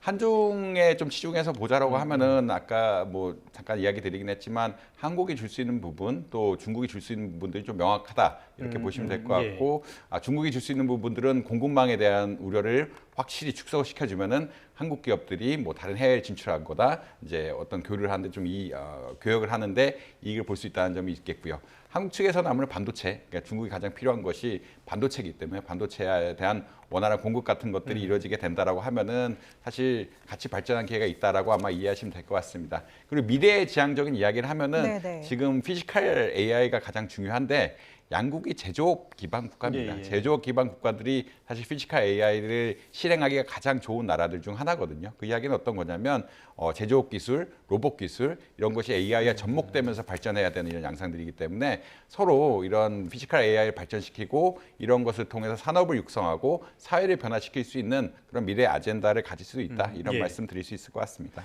자, 일단은 에이펙 정상 경주 선언에서는 아무래도 미국과 다른 나라 사이에서 이견이 있다 보니까 어느 정도는 원론적인 이야기가 나온 것 같고요. 그 외에 AI 이니셔티브, 에이펙 인구구조 변화 대응, 공동 프레임워크 이런 3건의 문서가 채택이 됐다고 합니다. 자, 지금까지 한중 관계에 대한 이야기를 해봤고요. 또 하나 질문이 나왔던 게 한일 관계에 대한 이야기도 나왔어요. 다카이치 사나이 총리에 대해서는 이전까지는 극우 성향이다 이렇게 해서 우려가 컸는데 직접 만나보니까 그런 것 같지는 않았다. 지금 상황을 봤을 때는 한국과 일본의 어떤 협력 필요성 이런 것들이 점점 커지고 있는 상황이라고 봐야 되는 거 아닙니까? 아무래도 두 나라 다 이제 미국으로부터 무역 압박을 받고 투자 압력을 받다 보니까 이제 두 나라가 협력해서 대응해야 될 일들이 많아지고 있다라고 보시면 될 것 같고요. 아까 이재명 대통령께서 이제 기자회견할 때 왔다 갔다 해야 된다는 얘기를 하셨고 이번에는 다카이치 총리의 고향이죠. 나라현에 가야 된다는 이야기를 하셨는데 네. 그쪽에 가야 된다는 이야기는 어떤 거냐면 자주 만나서 어떤 공동적인 아젠다에 대해서 대응을 해야 되는 이슈가 있다라고 또 보시면 될 것 예. 같습니다. 또 이제 북핵 이슈가 안 나올 수가 없는데 북한 핵이 이제 문제가 되기 시작하면은 인접국들이 가장 또 피해를 보거든요. 인접국들이 피해를 본다는 이야기는 어떤 거냐면 중국이나 일본에서 굉장히 좀 우려를 할 수밖에 없는 상황들이 될 수밖에 없기 때문에 이런 것에 대해서 또 미국의 움직임, 미국은 트럼프 대통령은 뭐 이야기가 계속 나오고 있지만 북한과 적극적인 대화를 하려고 하고 있고요. 적극적인 대화를 하려고 하면은 북핵을 어느 정도 인정해줘야 되는 이런 약간의 체계가 예. 구성이 되어 있기 때문에 일본하고 한국 중국 입장에서 이게 또 굉장히 반발할 수밖에 없는 이슈거든요. 그렇기 때문에 이 관계를 그러니까 특히나 한국과 일본이 이런 관계들을 잘 가져가면서 북핵 이슈 대응이라든지 경제적 협력, 공동의 문제에 대한 어떤 경제적 협력, 그리고 공급망 문제까지 전반적으로 협력할 분야가 굉장히 많다라고 아마 이해하시면 될 것 같습니다.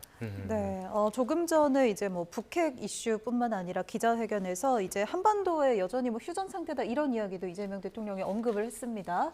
여전히 한반도가 휴전 상태고 또 이 휴전 협정의 당사자가 이제 한국이 아닌 미국이라는 사실 때문에 미국의 역할이 중요하고 중국, 러시아 역할도 중요하지만 가장 중요한 게 이제 남북 대화보다 미국의 역할이다 이런 이야기까지 했거든요.